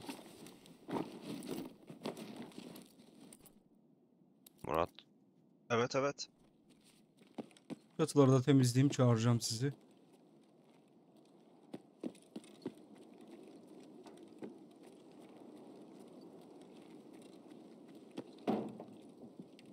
Die, scout. Ты по-русски говори! Чё ты там несёшь?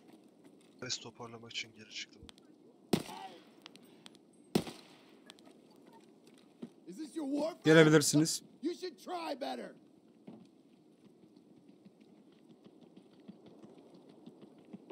Çıkarken sağa sola dikkat. Sikeyler olabilir.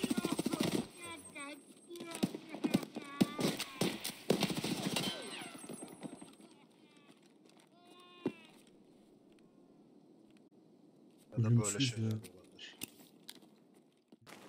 Lexus'taki LEDX spamlarını göstereyim. Şimdi öncelikle ilk girdiğinizde soldaki varilin üstüne bakıyorsunuz. Şuradaki tahta sandalyenin üstüne bakıyorsunuz. Kutuya da bakın.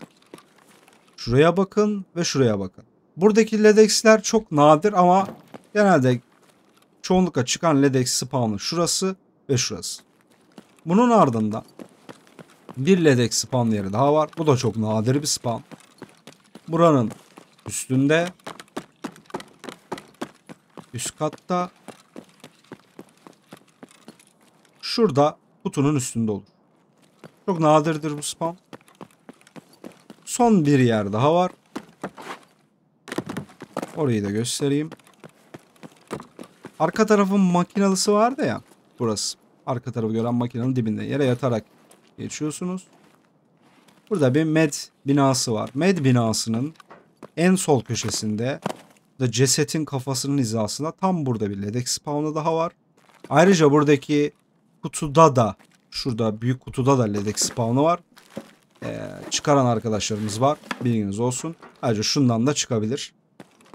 Yere yatarak yine köşeden yatmanız lazım. Yere yatarak yine çıkıyorsunuz. En son kalan LEDX spawn yeri de arka girişin önündeki konteyner. Bu masada olur. Bildiğim kadarıyla başka LEDX spawn'ı yok. Varsa başka bilen arkadaşlar yorumlarda belirtsinler. LEDX spawn'larını gösterdim. Bir de bu Nexus içerisindeki çekmeceleri ve şu zımbırtıyı, ceketi mutlaka lootlayın. Buralarda Çek 13 anahtar spawn'ı var. Çek 13 anahtarı biliyorsunuz. Pahalı bir anahtar. Daha oraya gitmedik, göstereceğim.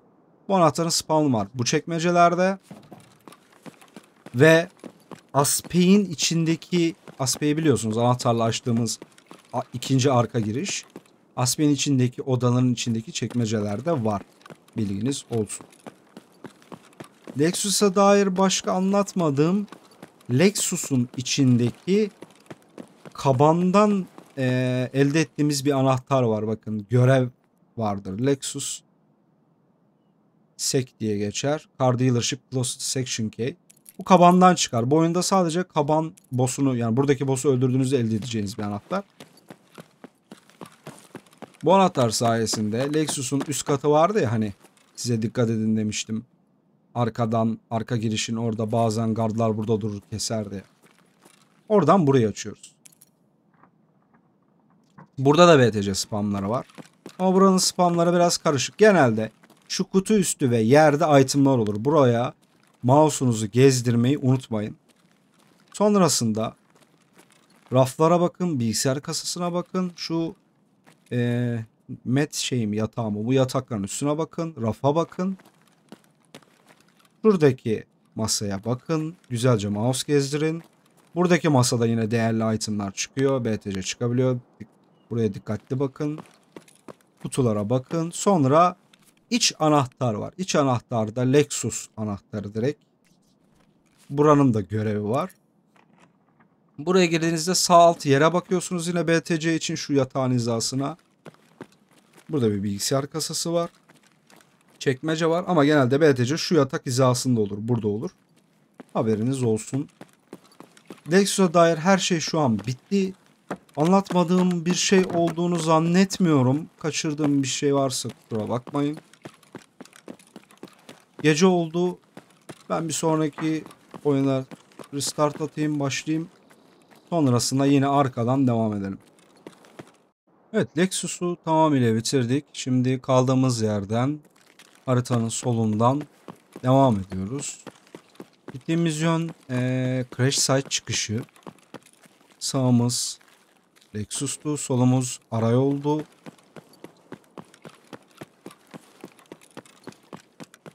Gösterdiğim yerin sonuna ulaştığımızda Concordia binalarını göreceğiz. Concordia 3 binadan oluşuyor. Bakın, arayolun sonu, arayol binası. Şu an arayolun solundayım. Önümde Concordia binaları var. 1, 2 ve bunun arkasında 3 bina olmak üzere. Şimdi karşıda bir tane PMC spawn var şu binanın solunda. Ve ayrıca şu binaya da girilebiliyor. Burada bir PMC spawn'ı. Burada bir PMC spawn'ı ve burada bir PMC spawn'ı var. Herhangi birinde PMC'ler spawn olabiliyor. Buranın dışında haritanın dışına çıkamıyorsunuz. Şuranın arka tarafına gidemiyorsunuz veya buranın arka tarafına gidemiyorsunuz. Arayoldan devam ettiğinizde sağdaki Concordia binalardan dimdirek devam ediyorsunuz. Pardon, konuşamadım. Dimdirek devam ediyorsunuz ve karşınızda bir tane helikopter göreceksiniz. Helikopterin arka tarafından direkt çıkış atabiliyorsunuz.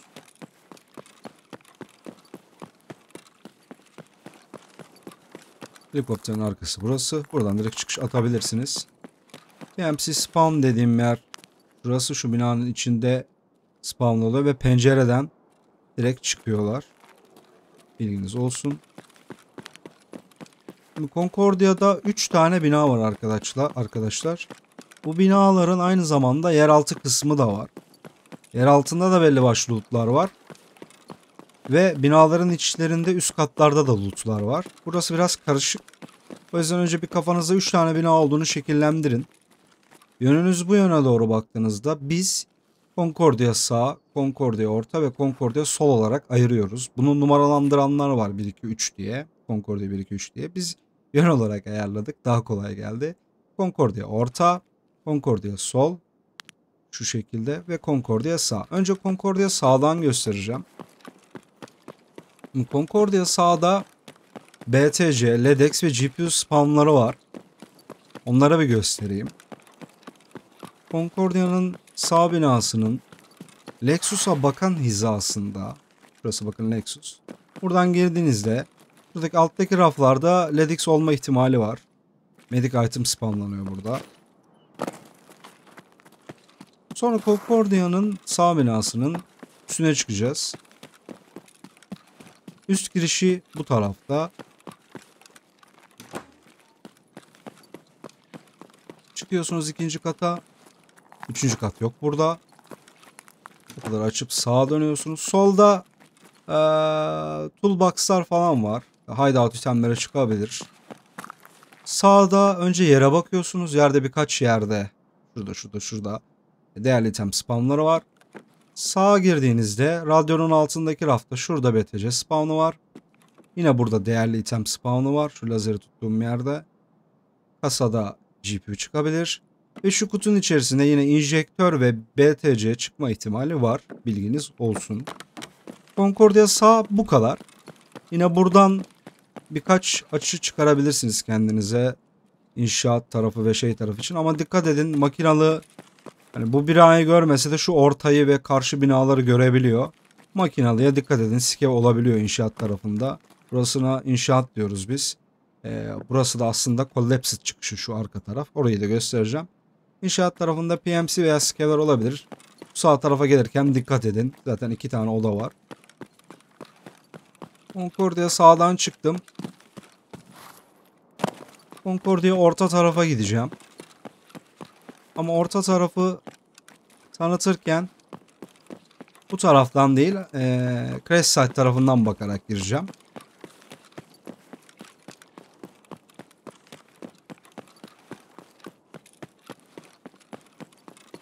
Şu an solum crash site. Az önce gösterdim. Concordia ortadayım. Ve burada 2 tane ana giriş var. Biri berber diye adlandırıyoruz biz. Burası berber. Burası da oyuncakçı. 2 tane giriş var. Yer altını en son göstereceğim. Berberden başlayalım. Berbere girdim. Şu koltuğun üstünde değerli item spawn'u var. Yine bu koltukta var. Ve burada met çantası ve bu duffle'lara bakın. Ben genelde buradan, bu odadan güzel loot alıyorum. Şurada bir tane dead skevimiz var. Sonrasında buradan üste çıkıyorsunuz. Ancak çıkarken dikkat edin. Makinalı sıkıntı. O skevler bazen öyle vuruşlar yapabiliyor ki can sıkıyor. Burası yeraltı gidişi. 3. kata çıkıyorum.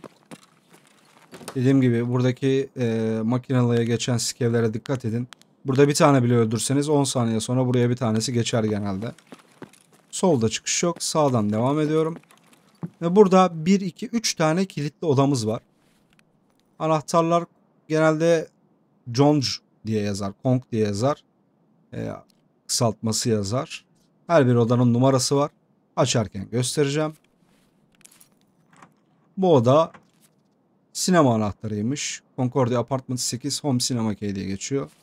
Açtığınız zaman koltuğun üstüne, rafa ve yerlere bakın. BTC ve GPU spawn'lı burada çok var. Özellikle GPU çıkma ihtimali çok yüksek. Çok aldım ben buradan. Dikkat edin. Mouse'unuzu iyi gezdirin. Yan odamız.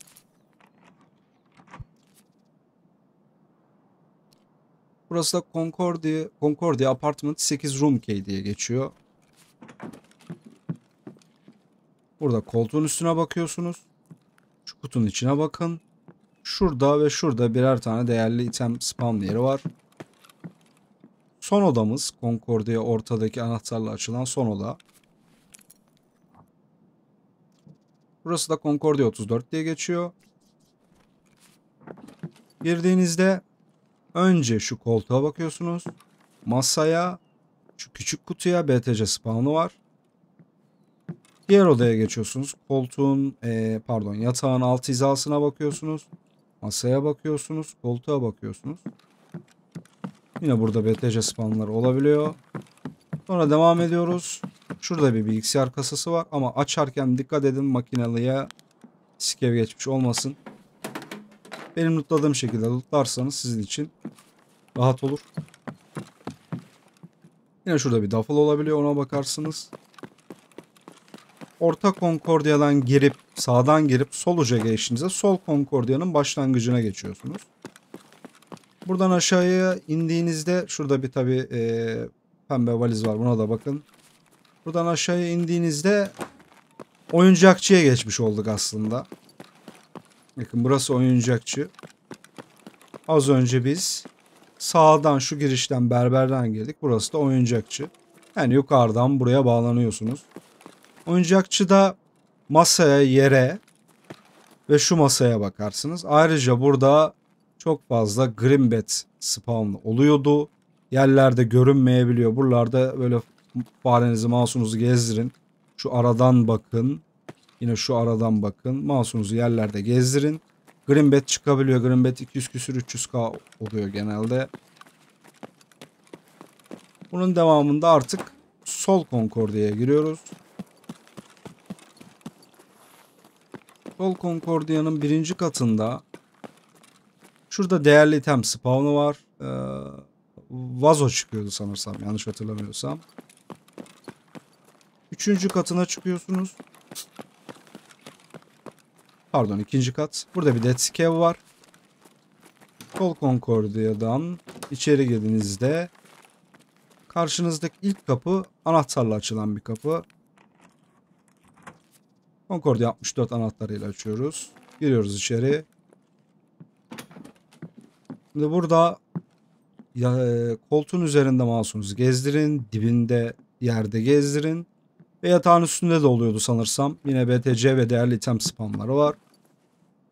İçeride bir oda daha var. Bu da Concordia off.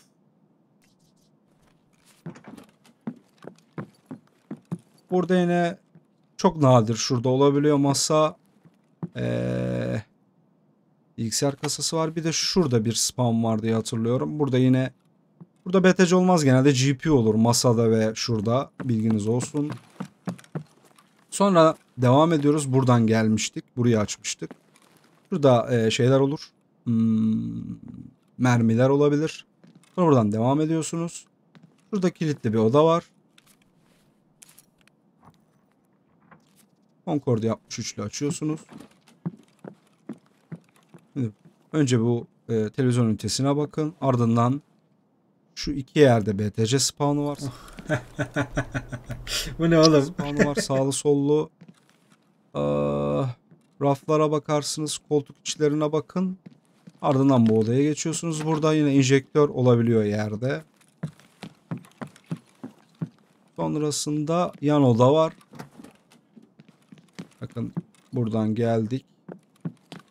Devam ediyoruz. Burada valizin içine bakıyorsunuz. Yatağın dibine bakıyorsunuz. Bunlar BTC spawn'lı. Masaya bakıyorsunuz. Bu kadar. Concordia solda bu kadar oluyor. Buradan çıkarken skevlerle uğraşmak istemiyorsanız binanın son tarafından buradan perdeden çıkabilirsiniz. Şu şekilde bakın. Concordia orta, Concordia sol ve Concordia sağ. Bunların her birinin merdivenle çıktığınız yerlerin alt katları, yani merdivenle üstlere çıktık ya hepsinde. Alt katlardan yer altına bağlanıyorsunuz. İlk baştan yine Crash Site hizasından girilen yer altını göstereceğim.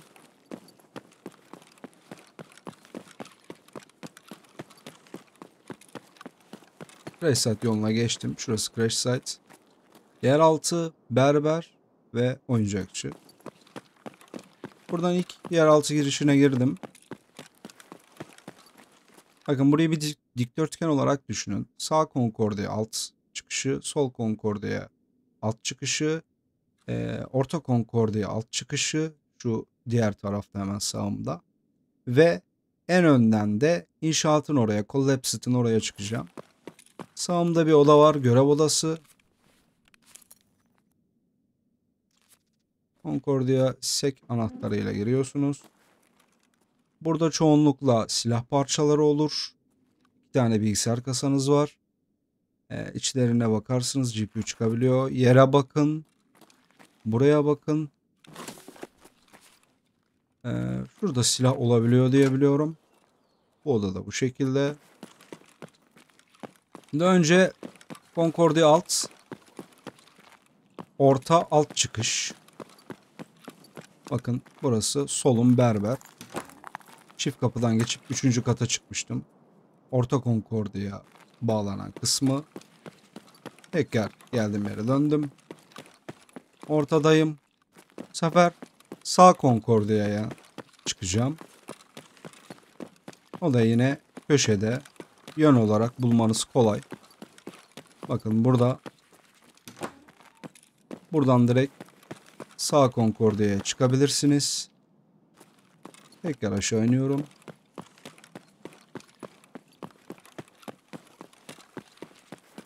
Ortaya geleceğim.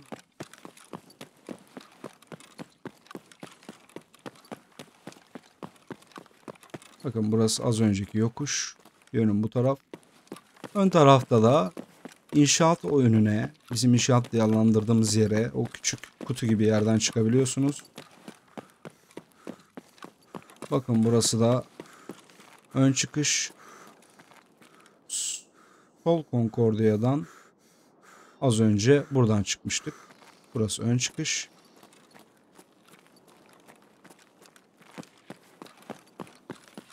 Yer altında bir GPU spawn yeri var. Orayı da göstereceğim. Orası da sol Concordia tarafında.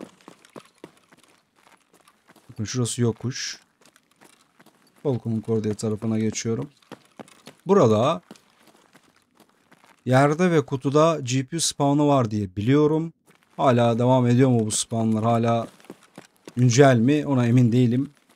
Burası da sol Concordia çıkışı. Şurada bir değerli item spawn'ı var. Bilginiz olsun. Buradan direkt sol Concordia'ya çıkabiliyorsunuz. Sol Concordia'dayım. Concordia tamamıyla bu şekilde. Concordia bahçesinde ise Dead Scav ve yeraltı varilleri var. Yani varil diyorum ben direkt. Şurada bir tane varil spawn'ı var. Yuvarlak olur.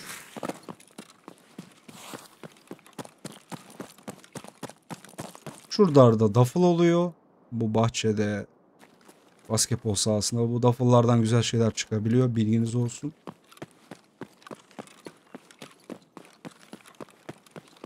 Ve şurada bir tane daha Dead Scav'imiz var.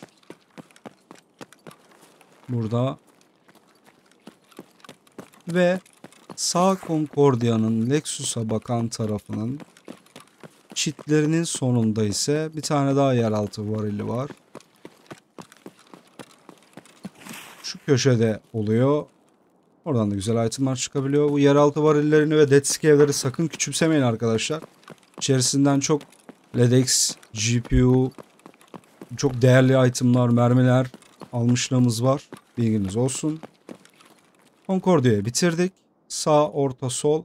Buranın arkası crash site. Önümüz inşaat. Buranın arkasına gidilmiyor.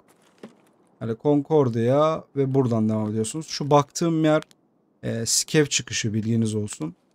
Yani buralarda takılırken dikkat edin. Yer altında scav'ler çok olur. Bahçede scav olur. İnşaatta scav olur. Herhalde burada çok fazla scav spamları var. Şimdi inşaata girdiğinizde inşaatta da güzel lootlar oluyor. Burada bir duffel var. Duffel'a bakarsınız. Toolbox'lar var. Karşılıklı çok fazla tool set almışlığım var buralardan. Wipe başında o hideout itemleri için çok güzel şeyler çıkabiliyor. Şurada yine bir yeraltı varil var. Varil spawn'u var. Çıkmamış şu an. Her zaman olmayabiliyor. İçeri girdiniz. Buradan silahlar çıkabilir. Kutulara bakın. Motor. Bu neydi? Propane tank falan çıkabiliyor. Buranın üst katı var. Burada bir Dead Scav var. Yine burada yeraltı varili, barel olabiliyor. Burada kutular var 2 tane. Ve yukarıda bir LEDX spawnlamız var. Bu odada Construct key ile açıyorsunuz. Burada bir LEDX spawn oluyor. Bilginiz olsun. Bu odaya da bakarsınız. Collapsed Crane çıkışıysa, yani bu inşaatın ön tarafında, tam buradan çıkabiliyorsunuz. Burada saymaya başlar. Sonrasında şurada yine bomba kutusu, silah kutusu ve tool set, toolbox oluyor. Burada bir kutsal ceket var. Bu kutsal ceketten ben Çek 15 anahtar aldım. Çek 15 anahtar da değerli bir anahtar arkadaşlar. Bilginiz olsun. Bakarsınız. Burayla ilgili bir hani bug değil de güzel bir şey göstereceğim. Şimdi burada çatışma duyduğunuz zaman şu an bulunduğum bölgeye geçerseniz burası dışarıdan çok karanlık görünür. Çok avantajlı durumdasınız. Buradan ses duyduğunuzda map'i bilmeyen arkadaşlar için şuradaki küçük odayı ve küçük 15 mutfağını görebiliyorsunuz. Bilginiz olsun. Burası çok karanlık görünür. Buradan öldüğüm için anlatıyorum. Sonrasında artık Lexus hizası bitti sayılır. Sparja kaldı. Sparja'yı göstereceğim. Yanında zaten Lexus var. Tekrar edelim. Lexus, Sparja, İnşaat, Collapsed Crane çıkışı, Concordia. Concordia arkasında Crash Site çıkışı var. Concordia sağ. Arayol diye devam ediyor. Şu ana kadar neredeyse sol tarafında yarısına kadar gelmiş olduk. Sparja'ya devam edeceğiz. SOT görevlerinde sizden Antekaları ve Sparjaları gezmenizi isteyecektir. Sparja'ya girelim. Sparja'daki görev yerinde gitmeniz gereken yer tam şu karşısı. Şurada bir kamera vardı sanırsam. Buraya girmeniz gerekiyor. Sparja'da anahtarla açılan bir yer var. Buradan GPU çıkabilir. GPU kutusu var. Bilgisayar kasası var. Yine burada silah kutuları var. İçerisinden silah veya silah parçaları çıkabiliyor. Girdiğinizde soldan devam ediyorsunuz. Buradan direkt yukarı çıkacaksınız.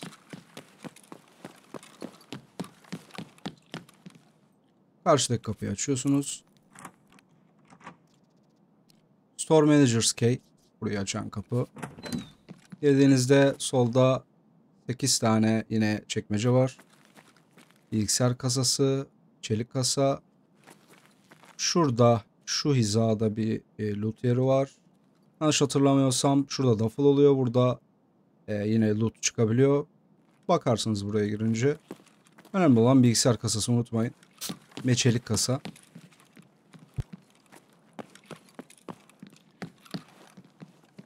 Burası aslında direkt Lexus'un yanı olduğu için burada Lexus'a bir bağlantı var ama buradan yanlış hatırlamıyorsam buradan gidilmiyor. Ama oradan bu tarafa pencereden atlayabiliyorsunuz. Arası mayın, bu yeraltı.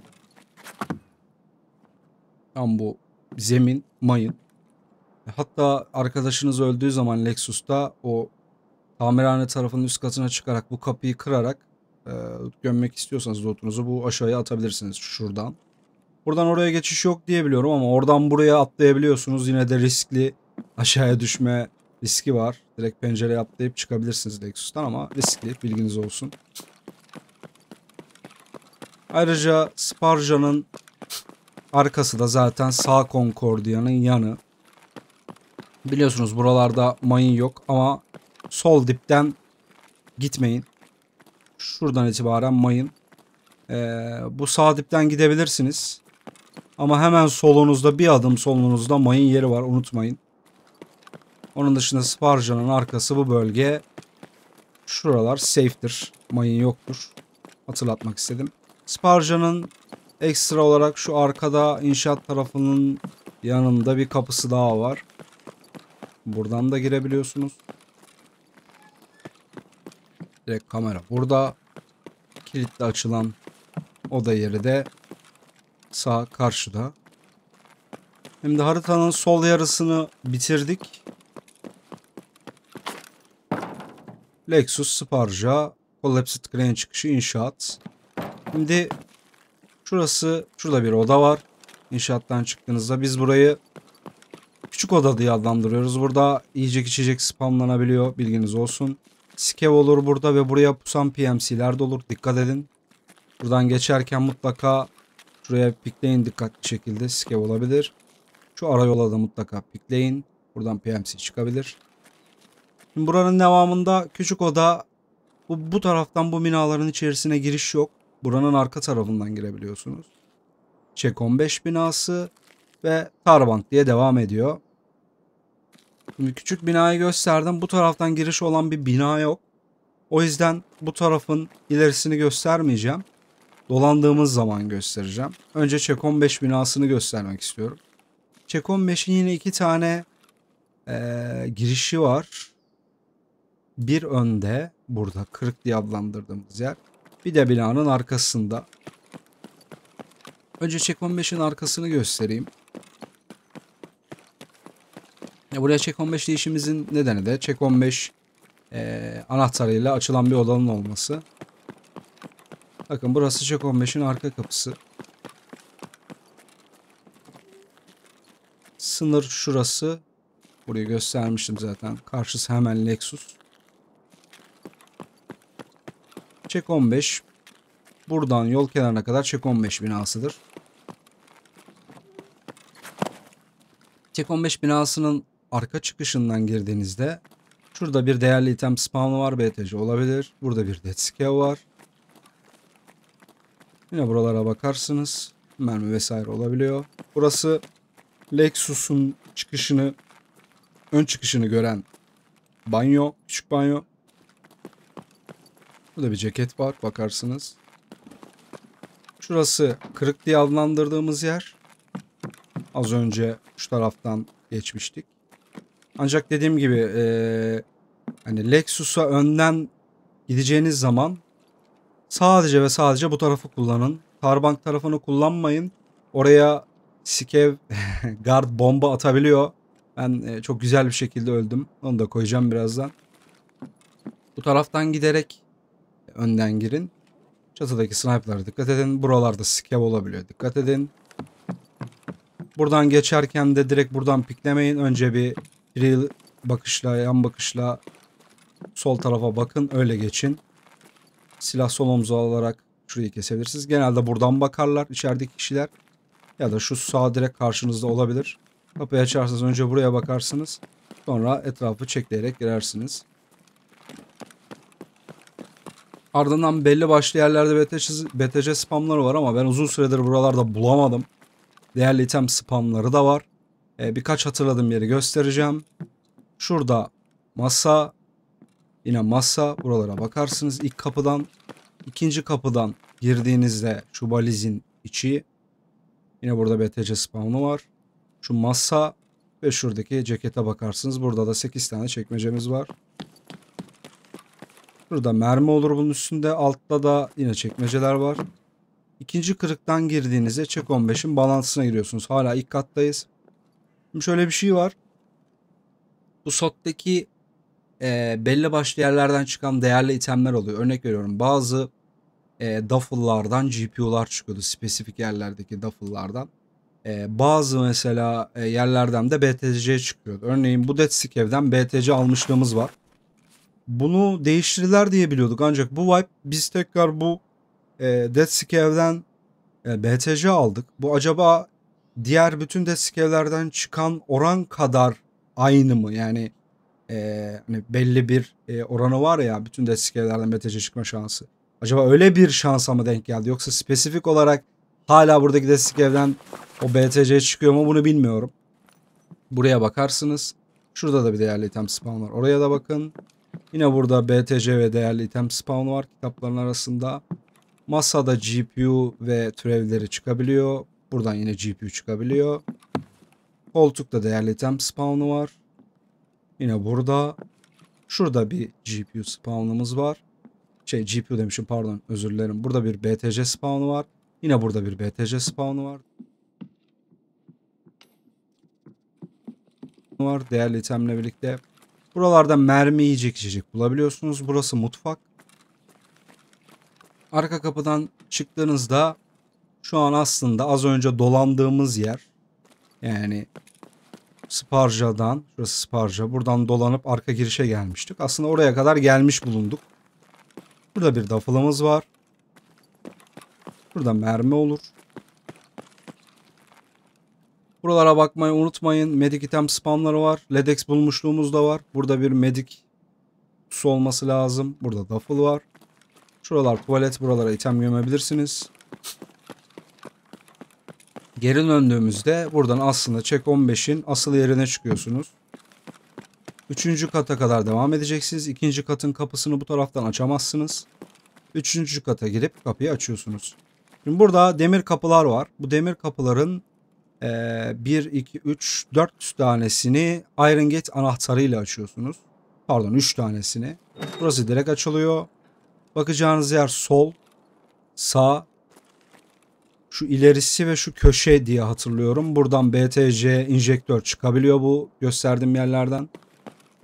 Yine Iron Gate'lere girip Iron Gate'lerin kenarlarına, köşelerine iyi bakın. Bütün spam yerlerini hatırlamıyorum.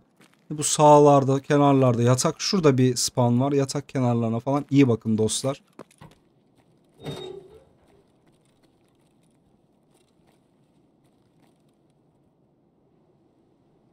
BTC bulmam peki.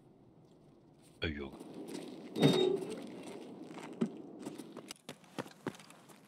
Yine burası da Iron Gate. Bu kapıların hepsini Iron Gate anahtarıyla açıyorsunuz. Bilginiz olsun. Bunu da, şu köşedekini de. Yine buraya girdiğinizde de bu yatağın üstüne falan bakın. Arkasında gezin. Enjektör BTC olabiliyor. Burada 2 tane dead skevimiz var. Yine yerlerde mouse gezdirirsiniz. Bir tane dead skeve bakarsınız. Burada yiyecek içecek spawn'ı da vardı yanlış hatırlamıyorsam. Buradan moonshine da düşebiliyordu. Bilginiz olsun. Bakarsınız. Buradan direkt ikinci kata iniyorsunuz. Bakın. Üçüncü kattan ikinci kata iniş buradan sadece. Ve normalde de alttan direkt ikinci kata inemezsiniz. Alttan önce üçüncü kata çıkıyorsunuz. Üçüncü kata çıktıktan sonra en köşeden atlayıp ikinci kata ulaşıyorsunuz. Buralarda da şu yatağın üstüne veya koltuğa falan bakın, değerli eşyalar olabiliyor. Bu sağda Sparca'yı gören bir penceremiz var. Buralarda yine mermiler ve değerli itemler olabiliyor. Dikkatlice bakarsınız. Buradan Sparca'yı görebiliyorsunuz. Buradan ikinci katın kapısını kırarak açıyorsunuz. Yani buradan direkt diğer taraftan açamazsınız ama buradan kırabiliyorsunuz. Bilginiz olsun. Yine buralara bakarsınız. Şimdi asıl buranın olayı Çek 15 anahtarıyla açılan oda. Şimdi buradan geçmek için 3. kattan direkt indiniz. Direkt buradan devam edip koşarken X basıp yere yatıp kalkıyorsunuz. Şimdi buradan içeride değerli item olup olmadığını görmenin birkaç yolu var. Buradan yukarı çıkıyorsunuz. Genelde şu masada GP olur bakın. Burada GP olur. Hani eğer ki anahtar pahalı, ben bakıp da öyle gireyim falan derseniz buradan GPU veya BTC olup olmadığına da bakabilirsiniz. Belli olmuyor ama bazen şu arkada BTC oluyor, masada BTC oluyor, şurada oluyor. Bilinmiyor. Ben genelde açıyorum. Tercih meselesi. İçeri girdiniz, yatağın dibine bakıyorsunuz. Koltuğa ve şuradaki komodine bakıyorsunuz. Geri döndükten sonra şu yerde dipte bir spawn var. Koltuk üstü spawn var. Bunların hepsi BTC injektör yerleri. Şurada lazer tuttuğum yerde var. Yine masada var. GPU vesaire. Ardından koltukta mouse gezdirmeyi unutmayın. Yerde gezdirin. Bazen bug'a giriyor. Bilginiz olsun. Görünmüyor item. Haberiniz olsun. Buradan Lexus'un çıkışını görebiliyorsunuz. Genelde bu pencereyi kimse kesmez. Buradan rahatlıkla kesebilirsiniz ses duyarsanız. Bunun ardından arkadan gitmek yerine burada bir çıkış daha var. Adı da Stairs olması lazım. Stairs anahtarıyla burayı açıp direkt buradan, hatırlarsanız şu altımız arka giriş. Burası arka giriş. Altımız kırık tarafı. Genelde ben buraya ilk geldiğim zaman her zaman önce bu kapının kilidini açarım. Ama direkt kendisini açmam. Acil bir şey olursa arkadan bir grup gelir beni sıkıştırsa direkt kaçabilmek adına. Sonra burayı açarım. Çıkarken kapıyı açıp direkt alttan kaçabilirsiniz veya pozisyon alabilirsiniz. Bir de şu ara bir kat gibi bir yer var. Buraya da normal koşarak geçebiliyorsunuz. Şu şekilde. Geçtikten sonra buradan pencereden de çıkabiliyorsunuz diye biliyorum. Yanlış bilmiyor isem. Yanlış biliyorum galiba. Sanırsam yanlış biliyormuşum. Evet, yanlış biliyormuşum, özür dilerim. Buradan direkt kesebilirsiniz dışarıyı. Ardından buradan atlayarak direkt arka çıkıştan çıkabilirsiniz. Ayrıca arka çıkışlar için 2 tane daha çıkış olması lazım. Örnek veriyorum. Arka banyo.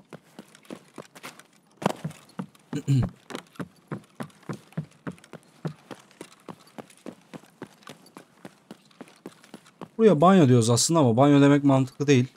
Buradan direkt Negation ve Check 13'ü kesebiliyorsunuz. Buradan önce volt diyerek sonra eğilerek kafanızı eğerek çıkabiliyorsunuz. Aynı şekilde şuradan o ara kata çıkıyordunuz ya. Oradan da atlayabilirsiniz.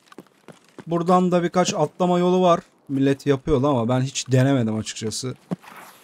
Şuradan sanırsam şuradan atlıyorlardı. Buradan bir bug falan vardı ama sanırım becerdim. Becerememişim. Biraz zor. Onu buradan da çıkabiliyorsunuz. Ben genelde oradan çıkmıyorum. Direkt buradan çıkıyorum. Ama pencerelere dikkat edersiniz. Burası da Çek 15'ti. Sırada Tarbank binası var. Ve Tarbank'ın yanında da devam eden bina serisi var. Buralar SOT'un hani kendimce en karışık yerleri. Şu ana kadar geldiğimiz yerler hemen hemen kolay yerlerdi. Tarbank'ın üstü var. Buranın arkası Lexus biliyorsunuz. Ve yanda bir bağlantı binası var. Bu bağlantı binasından da Sniper Scav'in oraya çıkıyorsunuz. Önce bir Tarbank'ı göstereyim.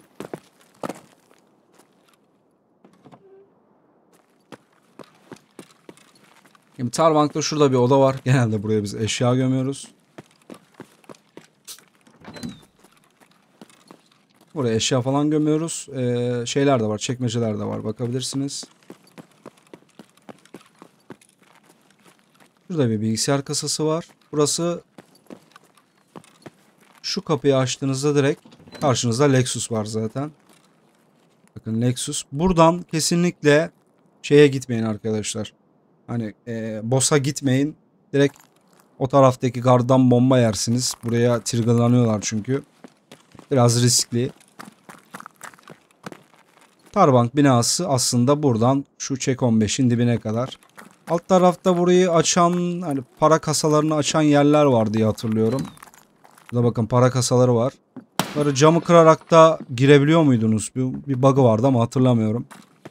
Genelde burayı şey yapıyorlar, anahtarla açıyorlar ama içinden sadece para çıkıyor. Paralar da çok düşük miktarlar. Ben hiç lootlama gereği duymadım. Sonrasında Tarbank'ın üstüne çıkabiliyorsunuz. İçeride adam var mı diye kontrol etmek için. İkinci katın sağ tarafı. Buradan pencereden direkt girişi kesebilirsiniz. İçeride Lexus'u anlatırken bahsetmiştim. Pencerelerden adamlar keser, dikkatli olun diye.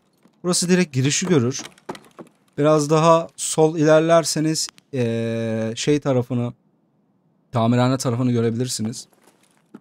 Aynı şekilde daha da sol gidip daha geniş bir açıya ulaşabilirsiniz. Aynı şekilde buranın üstü de var. Üçüncü kattayım. Üçüncü katta mıydı hatırlayamadım. Evet, üçüncü kat. Bakın burada bir dead scale var. Bu pencereden de etrafı kesen çok olur. Ana yolu görür, eczane tarafını görür, ara yolu da görür. Burada da oynayan çok kişi oluyor. Hatta buradan şeyi de görebiliyorsunuz, tamirhanenin üstünü vesaire. Ama tamirhaneye sanırsam en iyi açı ikinci kattaydı. Lexus içini de buradan görebiliyorsunuz. İçeride kaban farmlayan varsa diye. Burada bir bilgisayar kasası var.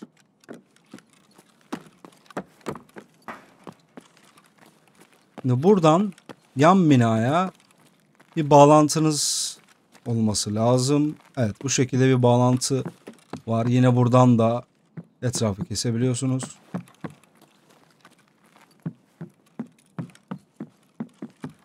Buralar çok karışık. Benim az oynadığım yerler. Pek sevmiyorum buralarda oynamayı. Burada bir dead scale daha var. Abi çok korkutucu ya. Şuraya bak. Buradan direkt Tarbank'ın arkasından girdiğiniz yer vardı ya. Oraya çıkıyorsunuz aslında. Zemin kattan. Burası zemin kat sanırsam. Evet. Bakın burası az önce biz buradan girdik. Buradan da yukarıya bağlanabiliyorsunuz. Buradan da diğer ana caddeye ulaşabiliyorsunuz. Sniper Scav'in oraya. Çek 15, Tarbank. Tarbank'ın yan bağlantısı. Buradan da arka tarafa diğer bağlantımız var. Bu şekilde Sniper Scav'in altına direkt bağlanabiliyorsunuz. Burası kaban olduğunda dikkat edin, bomba atar burayı görüyor dediğim yer. Aslında biz de Bunu Lexus'un giriş videosunda da yani önceki kısımlarda da göstermiştim. Buradan geniş alıp direkt buraya gelip bağlantıdan geçmeyi göstermiştim aslında. Burası orası. Ben yine arkadan ilerleyeceğim.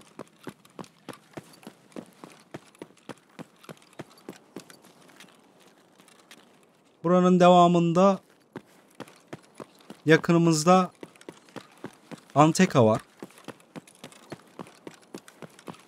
Bakın şu arka giriş Anteka.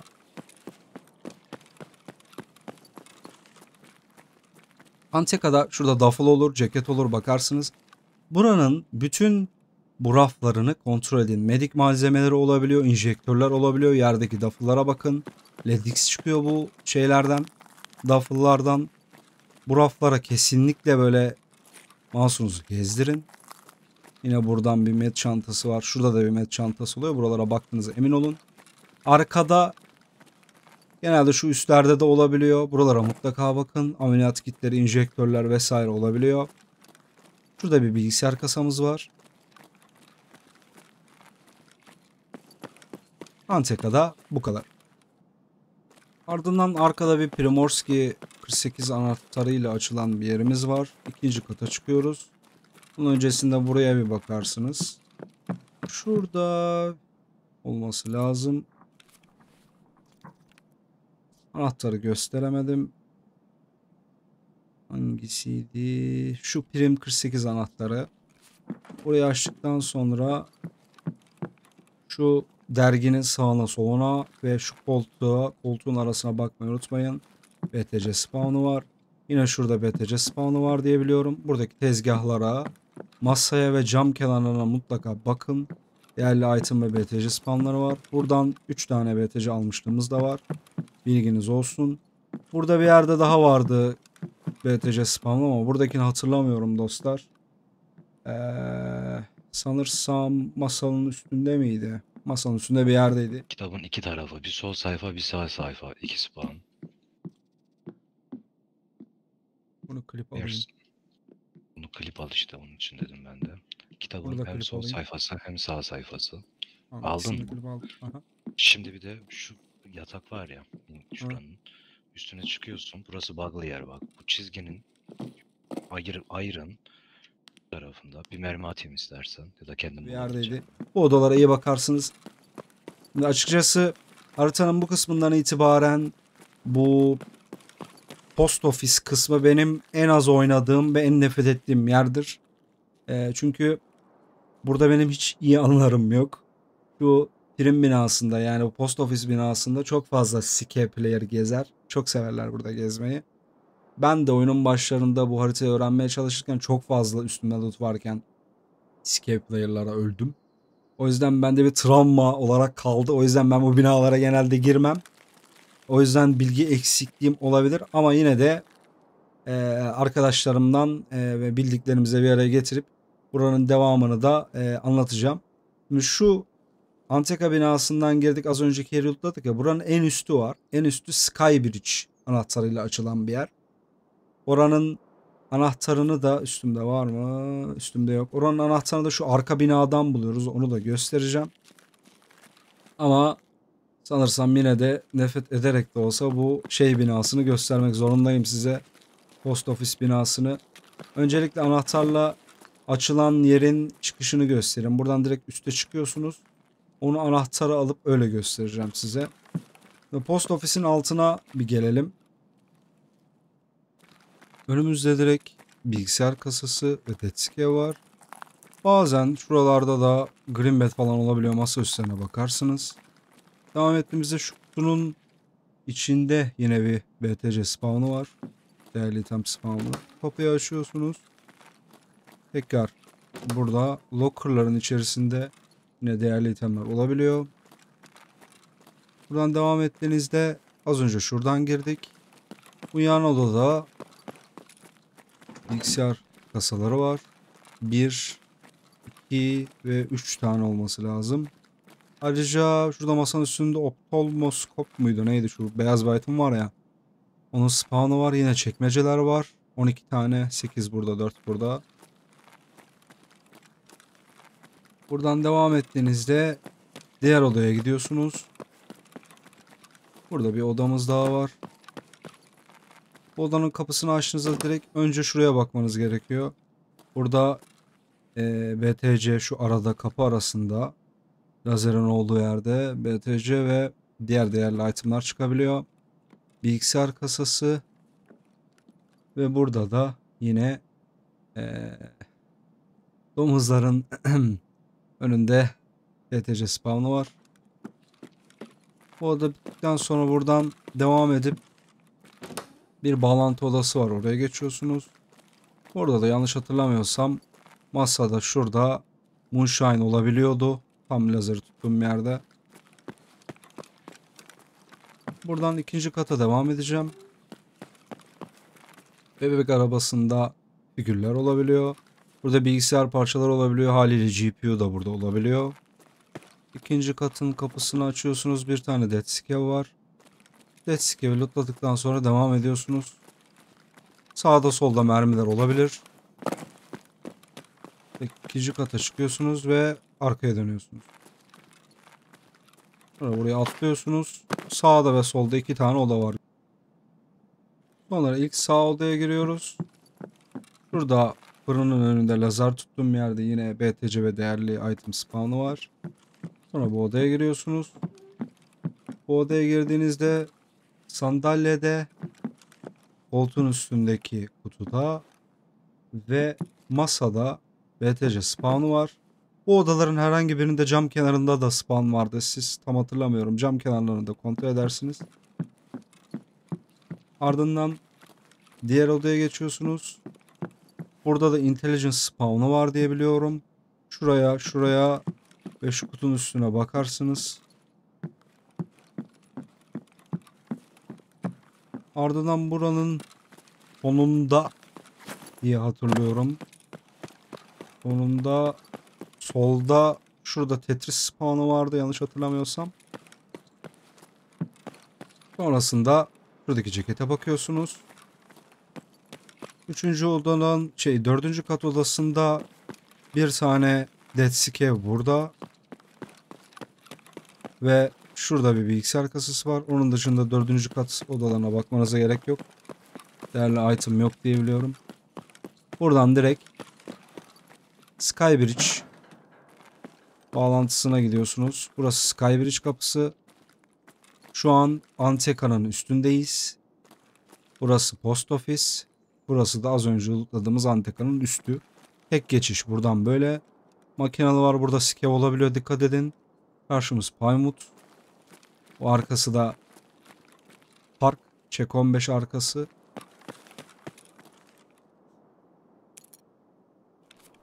Skybridge kullandı.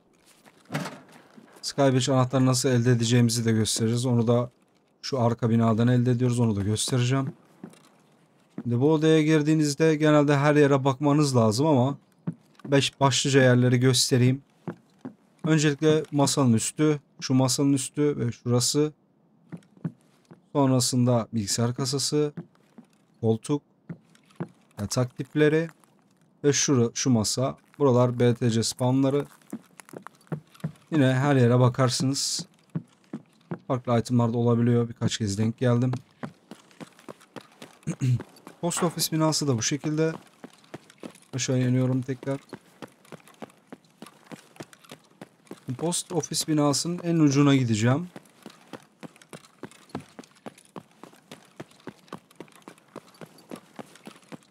Az önce geçtiğimiz, lootladığımız yerler burası.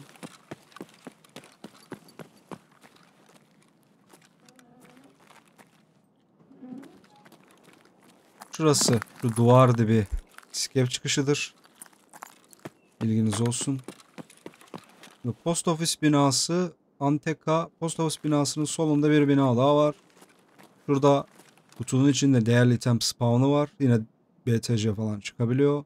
Yine Dead Scav'a bakarsınız. Burada çekmeceler var. Bilginiz olsun. Şurada bir duffel'ımız olması lazım. Burada ve burada. Buralara da bakarsınız. Burası direkt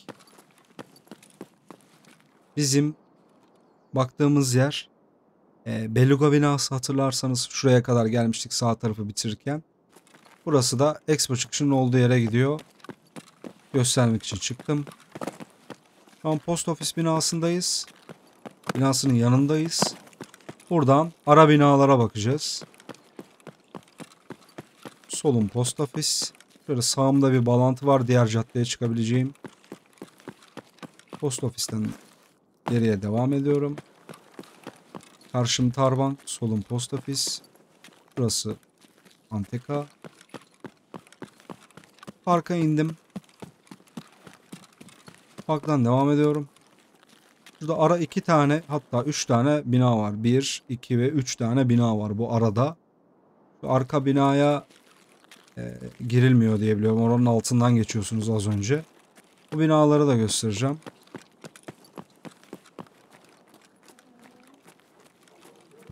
Şimdi bu binada ZM Apartment K anahtarlarıyla açılan bir oda var. 5. kat diye hatırlıyorum. Şurada bir oda var. Buraya girebiliyorsunuz. Buradan çok 15 arkasını da çekleyebilirsiniz. Buradan 5. kata çıkıyorsunuz. 5. katta solda bir kapı var ama burası 20 bakın. Burası artık ne yazık ki açılmıyor. Niye kapatıldı bilmiyorum. Bug'lı diye biliyorum. Yani kapatıldı, açılmıyor artık diye biliyorum. O yüzden burayı gösteremiyorum. Orada da GPU spawn'ı var diye hatırlıyorum.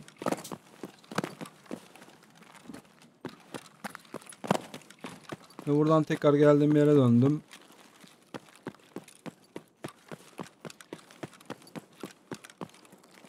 Bu binada da aslında çok bir şey yok. Bol bol çekmece var. Yanlış hatırlamıyorsam. Bol bol çekmece vardı. Burada bir yerde bir safe kasası olacak. Evet, şurada. Bunu lootlayabilirsiniz. Değerli itemler çıkar. Bu binada da başka bir şey yok diye hatırlıyorum. Sadece binanın dışında parka doğru burada bir yerde bir moonshine şey olması lazım. Evet. Şurada, şunun üstünde moonshine çıkabiliyor. Bilginiz olsun. Tam şunun çıktığı yerde. Buradan devam ediyorum. Şurada bir gizli yeraltı lootumuz var. Barel. Tam burada olur. Lootlarken dikkat edin ama skevler olabiliyor. Burada açabilirsem. İkinci katta yine ZM apartman anahtarlarından biri. ZM Apartment 8 açıyorsunuz. Ayakkabının dibinde bir değerli item yeri var. Masaya bakarsınız, duffel bakarsınız. Buradaki cekete bakarsınız ve buraya girdiğinizde yer masa ve şu camın dibi BTC spawn'ı diye biliyorum.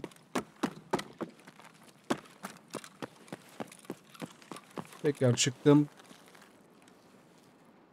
Sonrasında arkadan devam edeceğim. Buradan az önce girdiğim Skybridge yerinin anahtarını buldum. Bu anahtar her seferinde %100 burada olur. Bilginiz olsun. Tek kullanımlıktır. Burası da aslında az önce girdiğim yerin Çek 15 bahçesi. Arka tarafı bakın bu caddede. Şu yan binada bir şey yok. Girilmiyor. Bu iki bina az önce girdiğim. O büyük yan binanın da içine girilmiyor. Altından şu şekilde geçerek direkt post ofise gidebiliyorum. Şu kenara pusabiliyorlar, dikkat edin. Öyle yıkıklar var. Bakın burası post ofis. Post ofis yanı. Az önce girdiğim sadece çelik kasanın bulunduğu bina.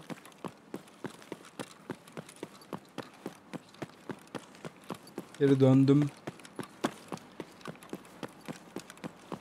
Benim en sevdiğim yerlere geldik. Şimdi sol tarafın bu kısmı da bitti burada. Başka lootlanacak bir yer yok.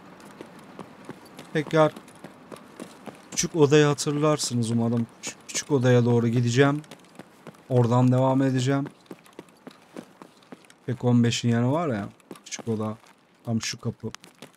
Yine ben oradan başlayacağım.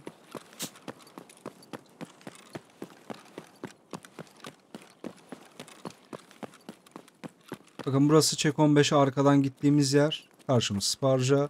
Küçük oda, buralara girilmiyor bu taraftan demiştik. Şu arayı post ofisi gösterdim. Artık buradan Çek 13, School, Negation. Birinci rotasyon ve ikinci rotasyon diye adlandırdığımız yerlere gideceğiz. Çok bir yer kalmadı, bitmek üzere. Önce buradan size Çek 13'ü göstereyim. İleriden soldan devam ediyorsunuz. Şurada bir pusma yeri var. Oraya çıkışı göstereyim önce. Bakın buraya normalde bina içinden girilmiyor ama buraya bu şekilde çıkabiliyorsunuz. Buraya pusanlar edenler olur, bilginiz olsun. Ölmüşlüğüm var. Çok kötü bir duygu. Burası yine bir PMC spawn'ı. Burada doğabilirsiniz oyuna başladığınızda. Bilginiz olsun. Şurada bir yine gizli loot'umuz var. Yeraltı loot'u. Bunlardan güzel item çıkıyor arkadaşlar. Bunları es geçmeyin. Gördüğünüz gibi. Motor hala 200k falan ediyordu herhalde. Devam ettiğimizde yine şurada bir yeraltı loot var. Tam burada. Ve bir tane de tam şu çalının dibinde var. Toplam 3 tane yeraltı loot'u var burada. Az önce küçük odanın oradaki binalara bu taraftan giremiyoruz dediğimiz binalar burası. Buranın üst katına da buradan çıkılıyor ama ben önce size Çek 13'ü göstermek istiyorum. Burası da bir market room. Atlayarak giriyorsunuz. İlerliyorsunuz.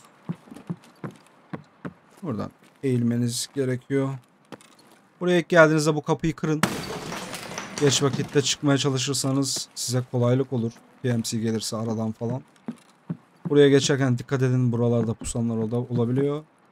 Ve Çek 13 odasına buradan giriyorsunuz. Burada değerli itemler olabiliyor. K-kartlar, bitcoinler. Bunun gibi böyle silahlar, spear, M60 vesaire. Market room'ları bilirsiniz zaten. SOT'ta 2 tane market room var. Biri Factory, biri Çek 13. Bu da onlardan biri. İyice böyle gezdirirsiniz mouse'unuzu, bakarsınız. Buradaki cekete bakmayı unutmayın. Devam edelim.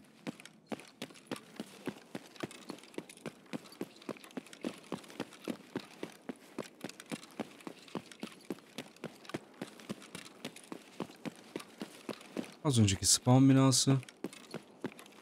Yolda bakan diğer büyük bina. Ve buraya geldiğimizde az önce biz ana yoldan sol dönüp gelmiştik. Solumuzda büyük school binası var.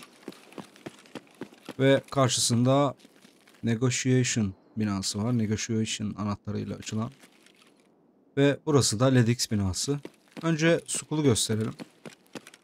School'un 3 tane girişi var arkadaşlar. Biri bu taraf. Arka sağ. Diğeri arka sol.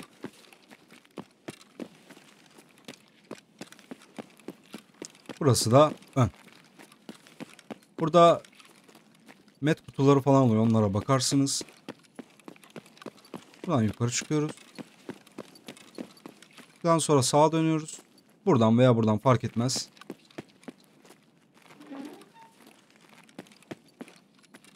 Sonra sağdaki kapı. Burada BTC spawn oluyor. Genelde şurada buluyoruz. Siz yine de bütün odaya bakın.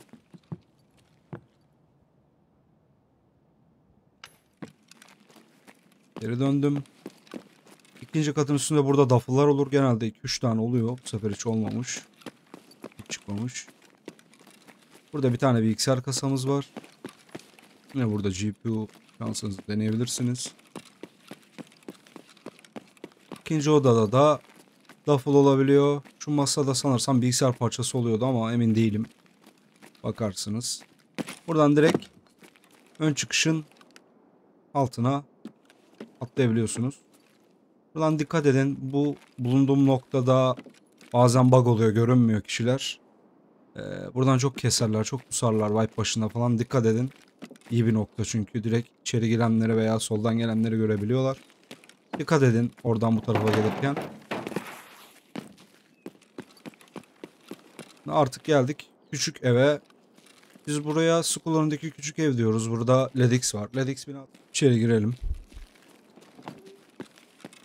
İçeri girdikten sonra alt kattan ilk önce şu sandalyenin arkasına bakarsınız. Buraya da bakın.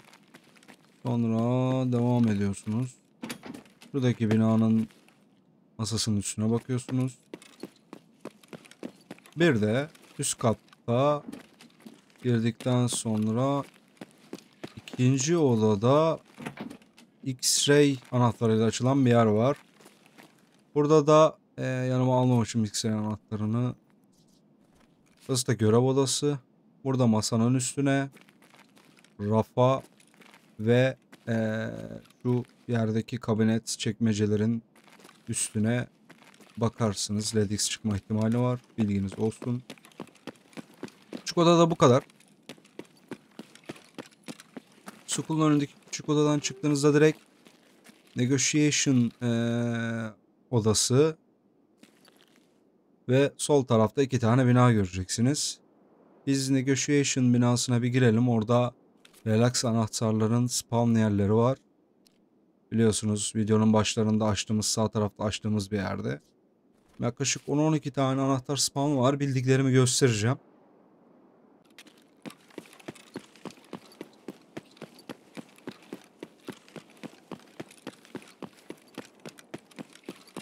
Negotiation biraz girdiğinizde sizi riske atacak bir yer. Çünkü 2 tane girişi var. Şu taraftan çıkamıyorsunuz. Ya buradan çıkacaksınız ya da şurada yeşil minibüsün üstünden çıkabilirsiniz. Dikkat edin, ayaklarınızı kırmayın buradan çıkarken. Buradan çıkabilirsiniz ancak buradan yani buranın neden riskli olduğunu anlattığım kısım şu. Bir, siz burada ses yaparken dışarıdan sizi birçok yerden duyabilir. Burada çok fazla spawn var biliyorsunuz. Siz duyup school'a geçebilirler. Veya bu diğer soldaki binadan kesebilirler. Ve aynı zamanda arka büyük yola, bu yola da ses verdiği için bu bina, sizi duyan kişi buradan şuraya geçip veya herhangi bir yere geçip sizin çıkışınızı bekleyebilir. O yüzden negotiation girmesi bayağı riskli bir yer. Girelim. Gösterelim. Şimdi birinci spawn şu yazı tahtasının önünde. Relax anahtarının spawn'ı. İkincisi kutunun sağında. Üçüncüsü tam şu close yazısının olduğu yerde. Lazeri tutuyorum bakın. Tam burada. Dördüncüsü tam bu nargilenin içinde. Lazer tuttuğum yerde. Burada ayrıca bir weapon box var. Açarsınız. Masanın üstünde Grimbat olabiliyordu yanlış hatırlamıyorsam.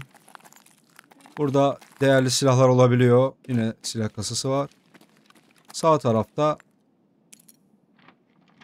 5. relax anahtarının spawn'ı şu masada olur. Yerde hideout itemleri olabiliyor. Burada bir tane bilgisayar kasası vardı normalde ama ben mi yanlış hatırlıyorum, kalktım emin değilim. Sanırsam spawn olmadı. Buranın devamında 3 tane oda var. O odaları da gezelim. Girdim. Girdiğimde ilk baktığım yer şu derginin kıvrımlı yerinde. Tam lazer tuttuğum yerde 6. spawn'ı var. Devam ediyorsunuz. Şurada tam lazer tuttuğum yerde yine askılığın sağında 7. spawn'ı var. Devam ettim. Şurada bilgisayar kasası var. Burada devam ediyorsunuz. Şu kuru kafanın hemen lazer tuttuğum yerinde sağ altında 8. Şu figürün apış arasında 9. Domuzun ağzının önünde 10. Devam ediyorum. 3. odaya geçtik. 3. odada da evet şu takvimin hemen lazer tuttuğum yerde. Takvimin dibi 11. Devam ediyoruz. Burada bir çamaşır odası gibi bir yer var. Şurada 12. Şurada veya şurada olması lazım. Lazer tuttum. Muhtemelen şuradadır. Sonrasında şu an bulduğum yerde 13. Bana son yerden çıkması.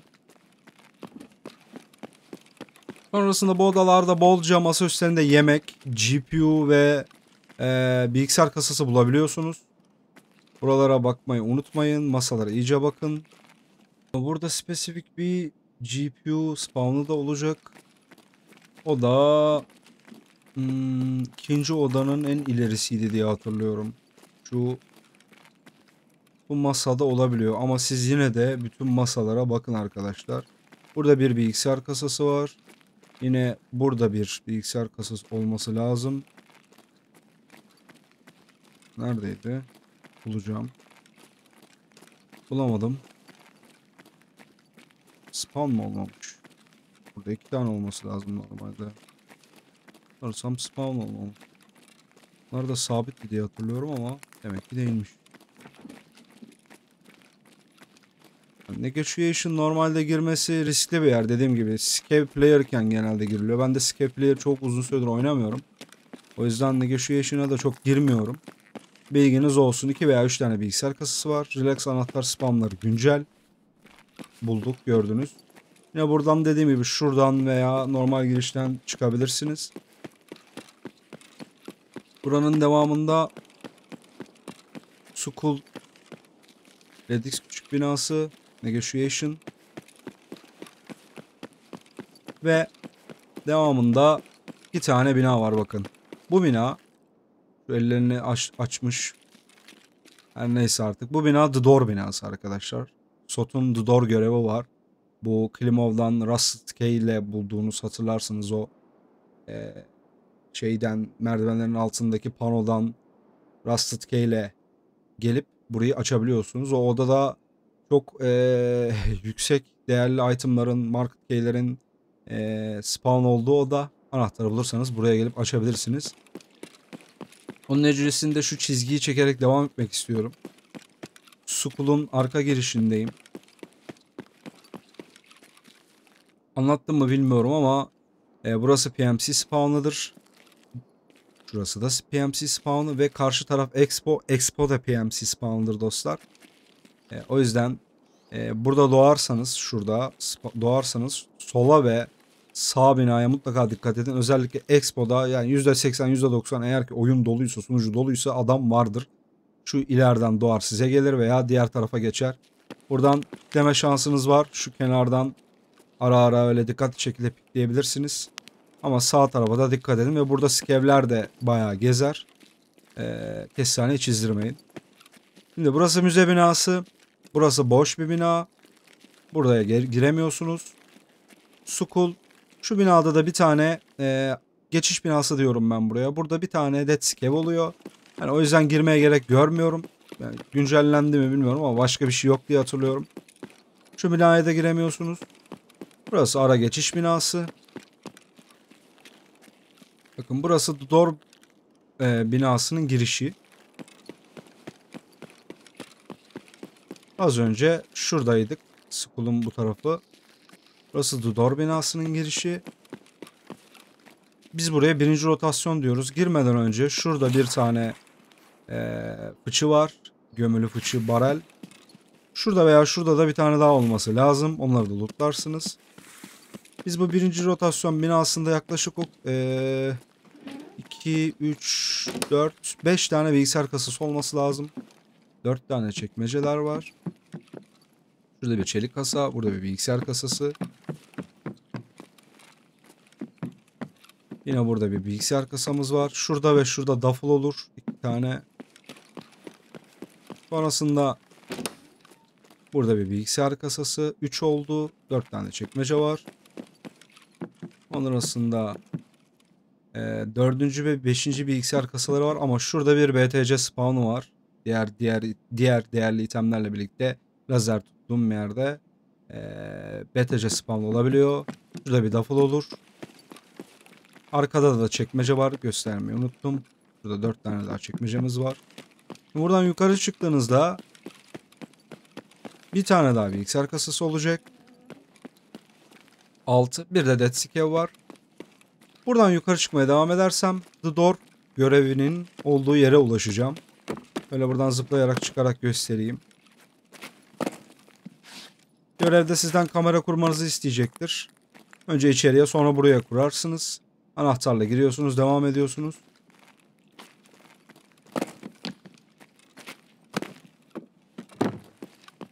Sanırsam buraya ya da bir üst kata kuruluyordu bir tanesi, emin değilim.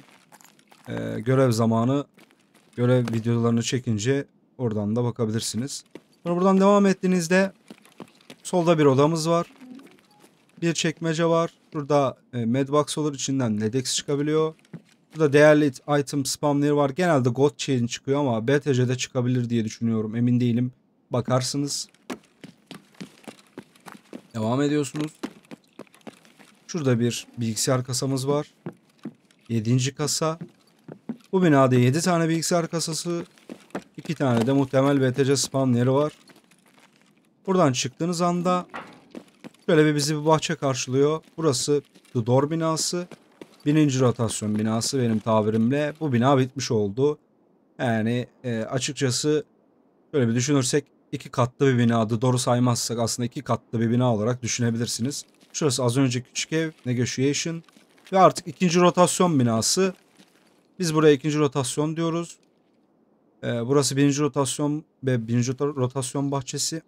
2. rotasyon ve 2. rotasyon bahçesi diyoruz. Rotasyon dememizin sebebi bilgisayar kasalarının çok olması. Öyle adlandırdık. Kolayımıza geldi. Siz de Door binası dersiniz veya Negotiation yan binası dersiniz. Size kalmış. Buranın 2 girişi var. Biri bu arka giriş. Diğeri de küçük evden çıkıp devam ettiğinizde bahçesine ulaştığınız zaman pencereden girdiğiniz 2. giriş. 7 bilgisayar kasamız vardı. Burada 1, 2, 3, 4 tane daha var. 11 bilgisayar kasası oldu. Bir tane Dead Scav var. Bir tane de şurada Medic Item Spawn yeri var. Bu binada başka bir şey yok. Sadece şu odada 12 tane çekmece var. 4, 8, 12 tane. Bir de duffel var. Masalarda bir şey çıkıyor muydu çok hatırlayamadım. Çıkmıyor diye hatırlıyorum, emin olmamakla birlikte. Yine de göz gezdirmenizde sakınca yok. Bu da az önce gösterdiğim çıkışı. Bu bahçeden direkt ana yola ulaşabiliyorsunuz. Bakın burası post office'in yanındaki o bağlantı binası var ya, Dead Scav'in olduğu yer. Ve ayrıca şurada da bir med çantası var. Buradan da LEDX alabilirsiniz. Bilginiz olsun. Bu ambulansın arkasındaki med çantalarına bakın. LEDX alan çok arkadaşımız var. Burada işimiz bitti. Şu bina boştu zaten bağlantı için. Şimdi bu çizgiyi tamamıyla neredeyse çektik. En solda bir tane müze kaldı. Size müzeyi göstermedim. Müzeyi göstereceğim.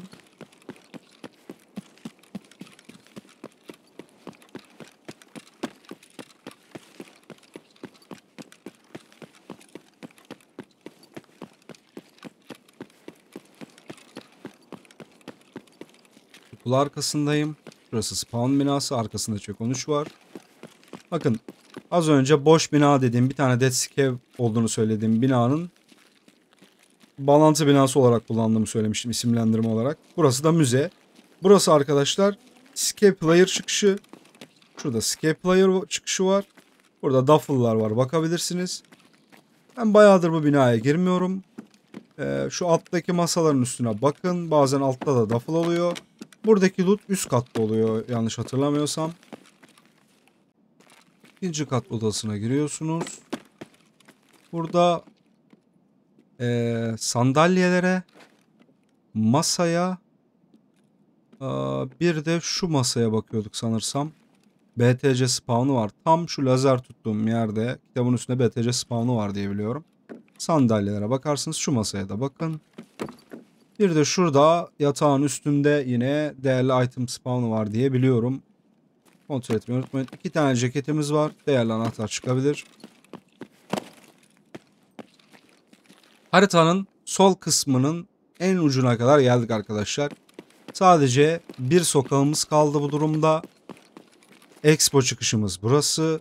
Tam aim açtığım yerden devam ettiğinizde Expo çıkışına ulaşacaksınız. Göstereceğim. Önce bir tanıtmak istiyorum. Expo çıkışı, biz buraya Greenbelt binası diyoruz. Hükümet mi, başkanlık binası olarak mı ne geçiyor genelde. Sağını da biliyorsunuz zaten, Beluga. Burası Pinewood. İlerisi sağ. Göstereyim. Burası Pinewood cihazı. Binası. Karşısında da Beluga binası var. Bize kalan tek yer şu Greenbet binası ve kaldı. Expo çıkışı kaldı. Bir de şurada bir kuyumcu binamız var. Orayı da göstermedim. Orada da bildiğim bir BTC spawn'u var. Onu da göstereyim.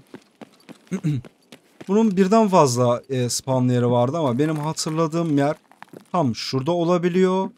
Bir de bir masanın üzerinde vardı ama orayı tam hatırlamıyorum arkadaşlar.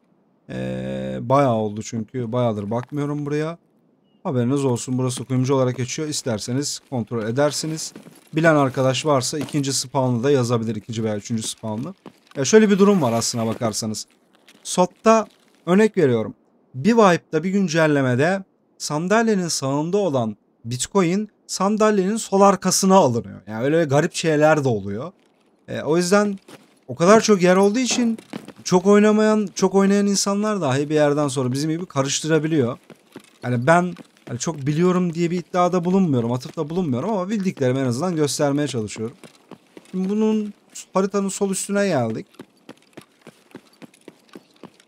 Haritanın sol üstünde Expo çıkışı var. Burada 2 tane dead evimiz var. Biri burada, diğeri de burada bir yerde oluyor. Muhtemelen şurada oluyordu. Bakarsınız. Expo çıkışı tam şu yeşil üstü kapalı olarak gördüğünüz yerdir. Buradan çıkış atabilirsiniz. Burada mermiler olur kutularda. Burada yine barel fıçılar var, gömülü fıçılar. 2 tane olması lazım bu bahçede. Yerini bulamayabilirsiniz bu arada. Şu an kış, sonbahar olduğu için kolay görünür ama normalde birçok kişi burayı bulamıyor. Bakın, ikinci çimlere geliyorsunuz. Şu mavi spor arabanın arka lastiğinin hizasına geliyorsunuz. Direkt burada göreceksiniz. Arka lastiğinde, pardon, ön lastik hizasıymış. Ön lastik hizasından buraya bakabilirsiniz. Burada kask, değerli itemlar, bakın direkt çıktı zaten. Burada değerli kasklar, değerli şeyler de, armorlar da çıkıyor, bilginiz olsun. İkincisi de kırmızı arabanın arka hizasından devam ediyorsunuz. Çitlerin sol dibine geliyorsunuz. Şurada bir tane daha olur. Tam bakın bu dipte ama dikkat edin. Burada genelde çok fazla skev oluyor. Ve buradaki skevler bordo bereli gibi çok sıkıntı çıkarabiliyorlar. Bu binanın içinde oluyor, karşıda oluyor. Sonbahar mevsimi diye biraz görünüyor. Ağaçlar yoğun olmadığı için, yapraklar yoğun olmadığı için ama normalde yani siz görmeden çok kurşun yiyorsunuz, dikkat edin. Expo çıkışı bitti, buradaki fıçılar bitti. Sonrasında şöyle bir başkanlık binası var. Biz buraya Greenbet binası serisi diyoruz. Şurada bir Medbox var. Şurada bir tane daha var. Üstte de lootlanacak öyle çok değerli bir şey yok diye biliyorum. Yanlış hatırlamıyorsam. Varsa doğru hatırlayan lütfen bilgilendirsin. Burada da bir tane daha şurada barel olacak. Bir, hatta 2 tane olması lazım.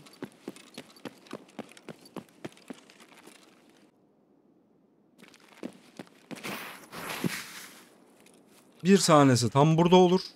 Bu bölgede. Diğer gömülü fıçılığı da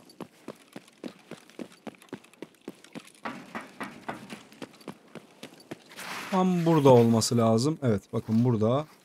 Bunlar %100 değildir bu arada, bilginiz olsun.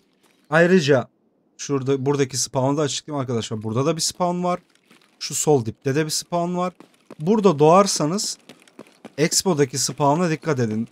Buradan geçtiğiniz an şuraya, kamyon arkasına veya başka bir yere sizin çıkışınızı bekleyen kişiler olabilir.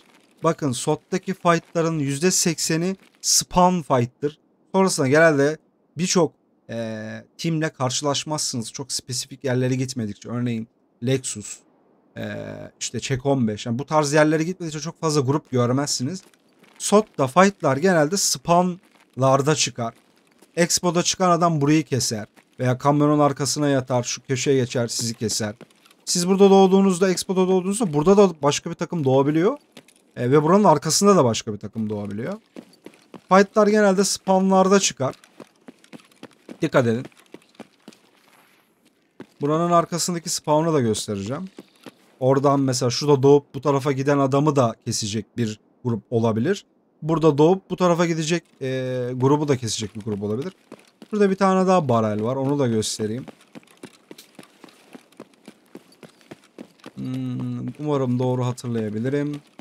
Dipteki çimlerin 3. setinde olması lazım. 1, 2, 3. Burada olması gerekiyor. Yanlış hatırlamıyor isem. Tam burada olması gerekiyor arkadaşlar. 1, 2 ve 3. setin içinde olması gerekiyor. Çıkmamış olabilir. Bilginiz olsun.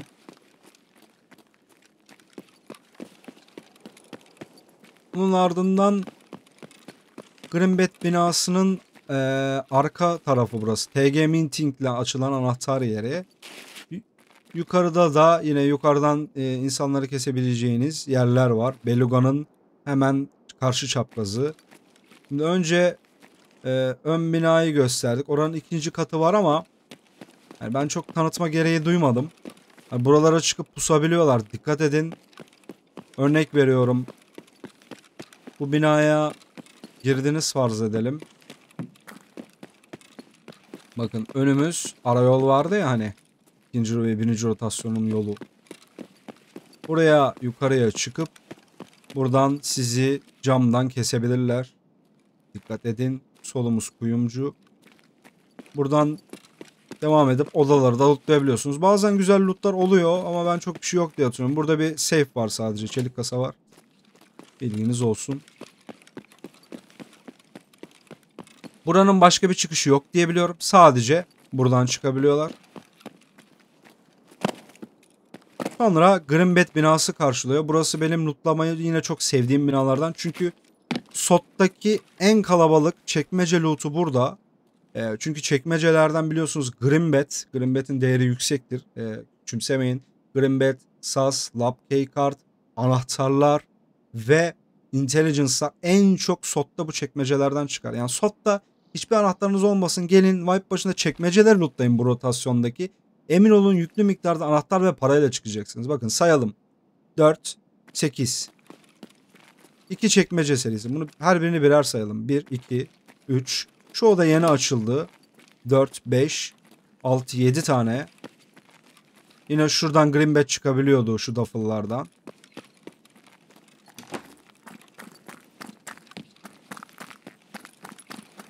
Sekiz, 9, 10. Burada başka yok diye hatırlıyorum. 10 tane çekmece serisi var. Bu da 10 çarpı 4'ten 40 tane çekmece yapar. Burası tam karşı bağlantı binasının yanı. Buradan yer altına inebiliyorsunuz. Burası Beluga. Beluga'yı göstermiştim size zaten. Bunlar ara binalar arkadaşlar. Buradan yan bina TG Meeting odası. Burada da masada Intelligence çıkabiliyor diye biliyorum.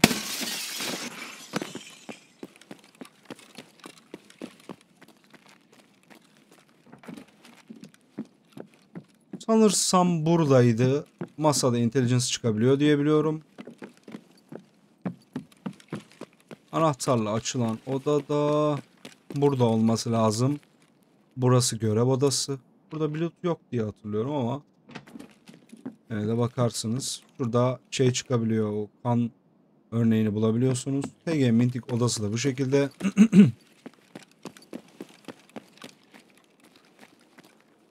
Burası Beluga biliyorsunuz. Biz şuradan bitirmiştik sağ tarafı. Bunun haricinde burada göstereceğim pek bir şey kalmadı. Tek bir yer daha var. Orası da yine bahçenin yukarısında. Sizden bir görev bütün antikaları gezmenizi isteyecektir. O da şurada bakın bir yokuş var. Bahçedeyiz. Burada bir yokuş var. Buradan Beluga tarafı var ya. Buradan bu şekilde binadan girip Beluga tarafına çıktığımız cadde var. Buradan devam ederseniz yokuştan karşıda bir Anteka binası daha var bakın. Bütün Anteka'ları gezmenizi isteyen görev serisini yaparken bu Anteka'yı girmenizi istiyor. İsterseniz gidersiniz. Buraya genelde kimse gelmez. Buralarda 2 tane Dead Scav vardı ama ben hatırlamıyorum. Buralarda çok oynamam. Çünkü SOT'ta ne kadar vakit kaybederseniz o kadar çok sıkıntıya gireceksiniz. Birçok loot yerine bakamayacaksınız. O yüzden ben pek buraya girmeyi tercih etmiyorum. Birçok kişi de tercih etmez ama pusan insanlar var mı? Var. Yok değil. Burası Beluga'nın en hizasındaki bina. Bahsetmiştim ya. Şurada doğarsanız bu tarafa gelirseniz sizin gelişinizi bekleyen bir grup olur diye. Aynı şekilde bakın oradan buraya geldiğinizde şu karşıda bir spawn var. Hatırlarsınız burada bir BTC spawn'ı göstermiştim size. Beluga'nın arkasındaki o küçük bina var ya. Orada bir BTC spawn'ı var demiştim. Şimdi tam şu karşıda doğup o evin içinde doğup buradan Beluga'ya geçerler. O esnada siz de burada doğup buraya hızlı gelirseniz buranın 2. katına çıkıp kesebilirsiniz. Şu şekilde. Genelde ya şuradan koşarlar ya buradan koşarlar. Aynı şekilde karşıda doğup bu mavi trenin içinde spawn bekleyebilirsiniz. Veya bu minibüsün üstüne çıkarak spawn genelde 10 saniye içerisinde karşılaşmış olursunuz. Burada kafanızı eğerek hafif sağa gelerek genelde göremez kimse burayı. Buradan kesebilirsiniz. Bu bilgileri verdiğime pişman olabilirim bu arada. Verdiğim bilgilerce öldürülmek istemem ama yapacak bir şey yok. SOT'taki fightların %80'i %90'ı hep spam fight olduğu için sonrası genelde artık yani çok nadir denk gelirsiniz. Tekrar edelim. Burası Beluga karşımız Beluga'ydı. Beluga'nın arkasıydı. TG Minting yan tarafı şöyle üstüne çıkabildiğiniz bir bina var. Burada özel bir loot yok diye hatırlıyorum. SOT'un tamamını gezdik arkadaşlar. Şimdi anlatmak istediğim birkaç şey var. Öncelikle SOT'taki birçok BTC loot'u veya farklı loot'lar defalarca değişti. Belirli defalardan GPU'lar çıkıyordu. Artık bunlar çıkamaz oldu. Bunları yaydılar tamamıyla. Artık tamamıyla bütün duffel'lardan çıkıyor. Spesifik duffel'lardan çıkmıyor mesela. O yüzden bilgisayar kasalarındaki GPU loot'ları da bölündü. Yani en azından bizim fikrimiz bu yönde. O yüzden eskisi kadar GPU alınamıyor diye biliyorum ama yine de BTC yerleri, belli başlı GPU yerleri yani ihtimali yüksek olan yerler var. Özellikle kilitli odaların arkasındaki bilgisayar kasaları ve BTC spamlarının oranları daha yüksek. Bakın unutmayın. Tekrar ediyorum. Kilitli odaların arkasındaki bilgisayar kasaları ve BTC spam yerleri diğerlerine göre ihtimali daha yüksek. Zaten bunu duyurmuşlardı.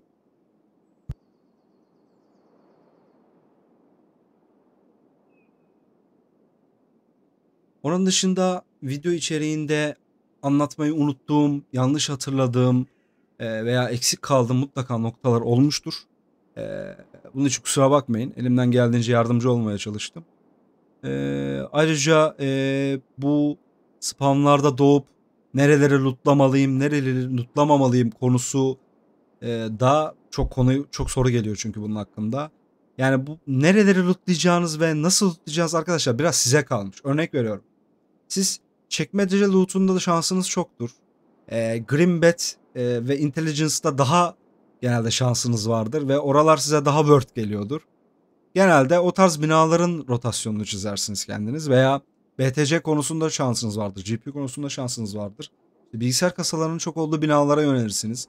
Ya bu tamamıyla size kalıyor biraz.